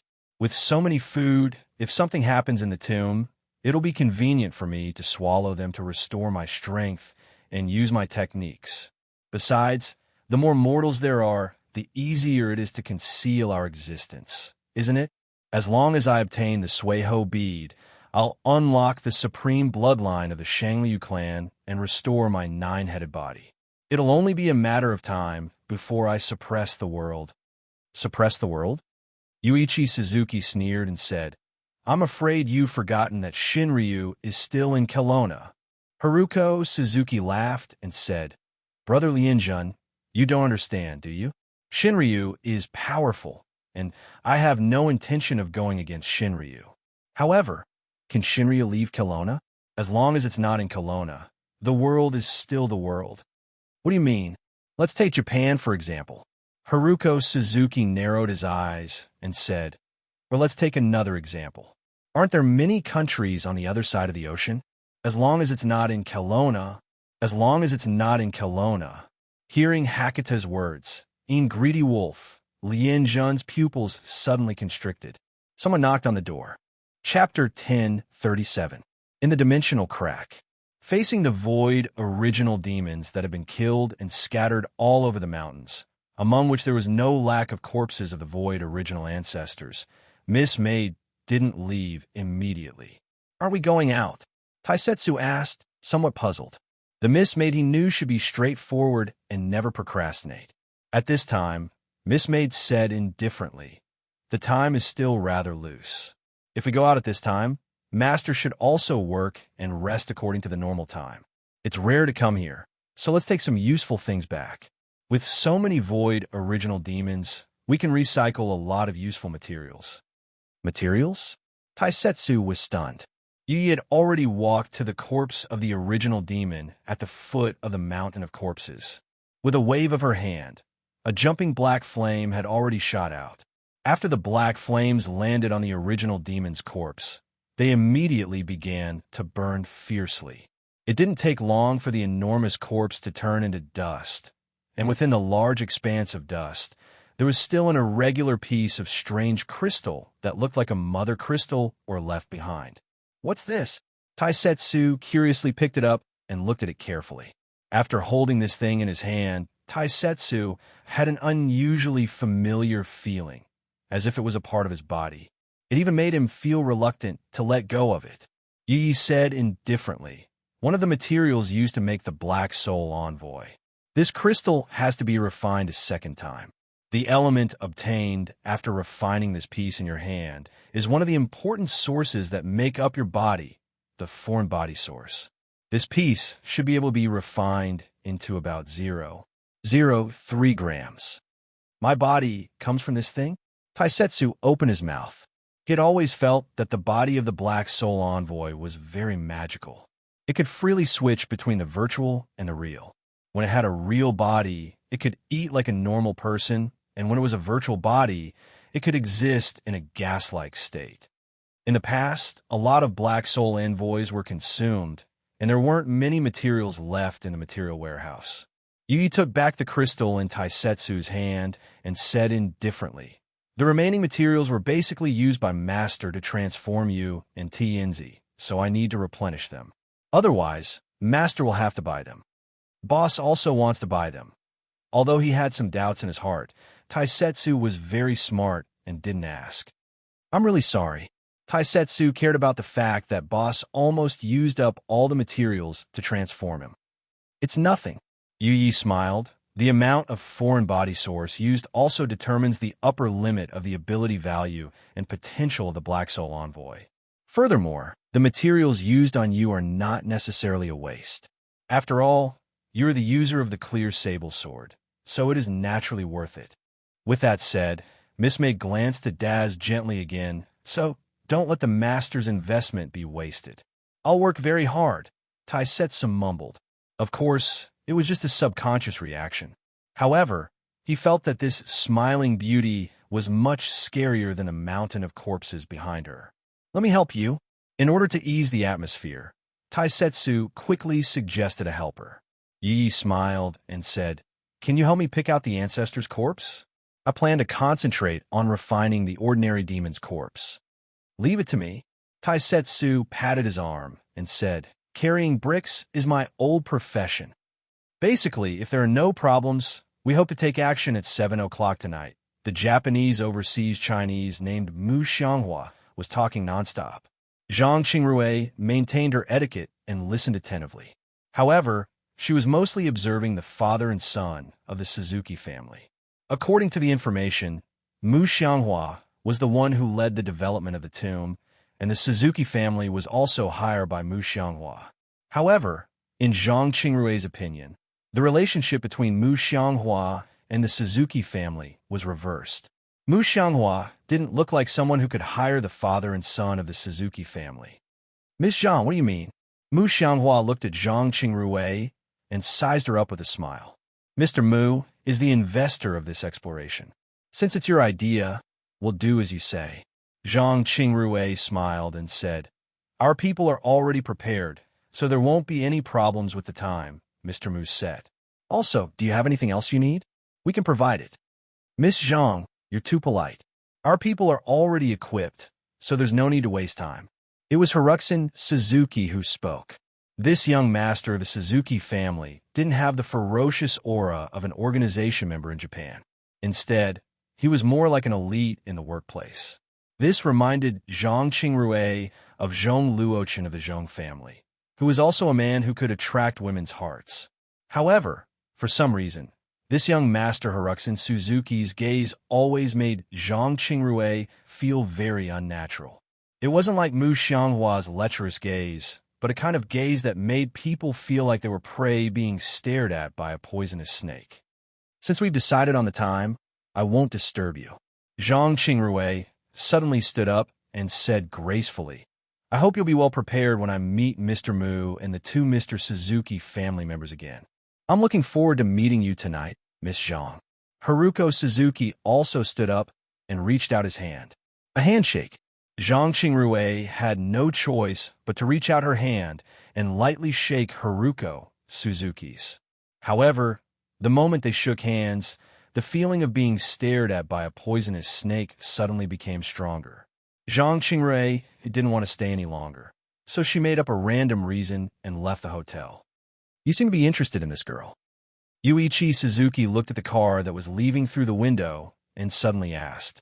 When he was in contact with Zhang Qingrui, Yuichi Suzuki could keenly feel that Hakata had secretly implanted something in her body.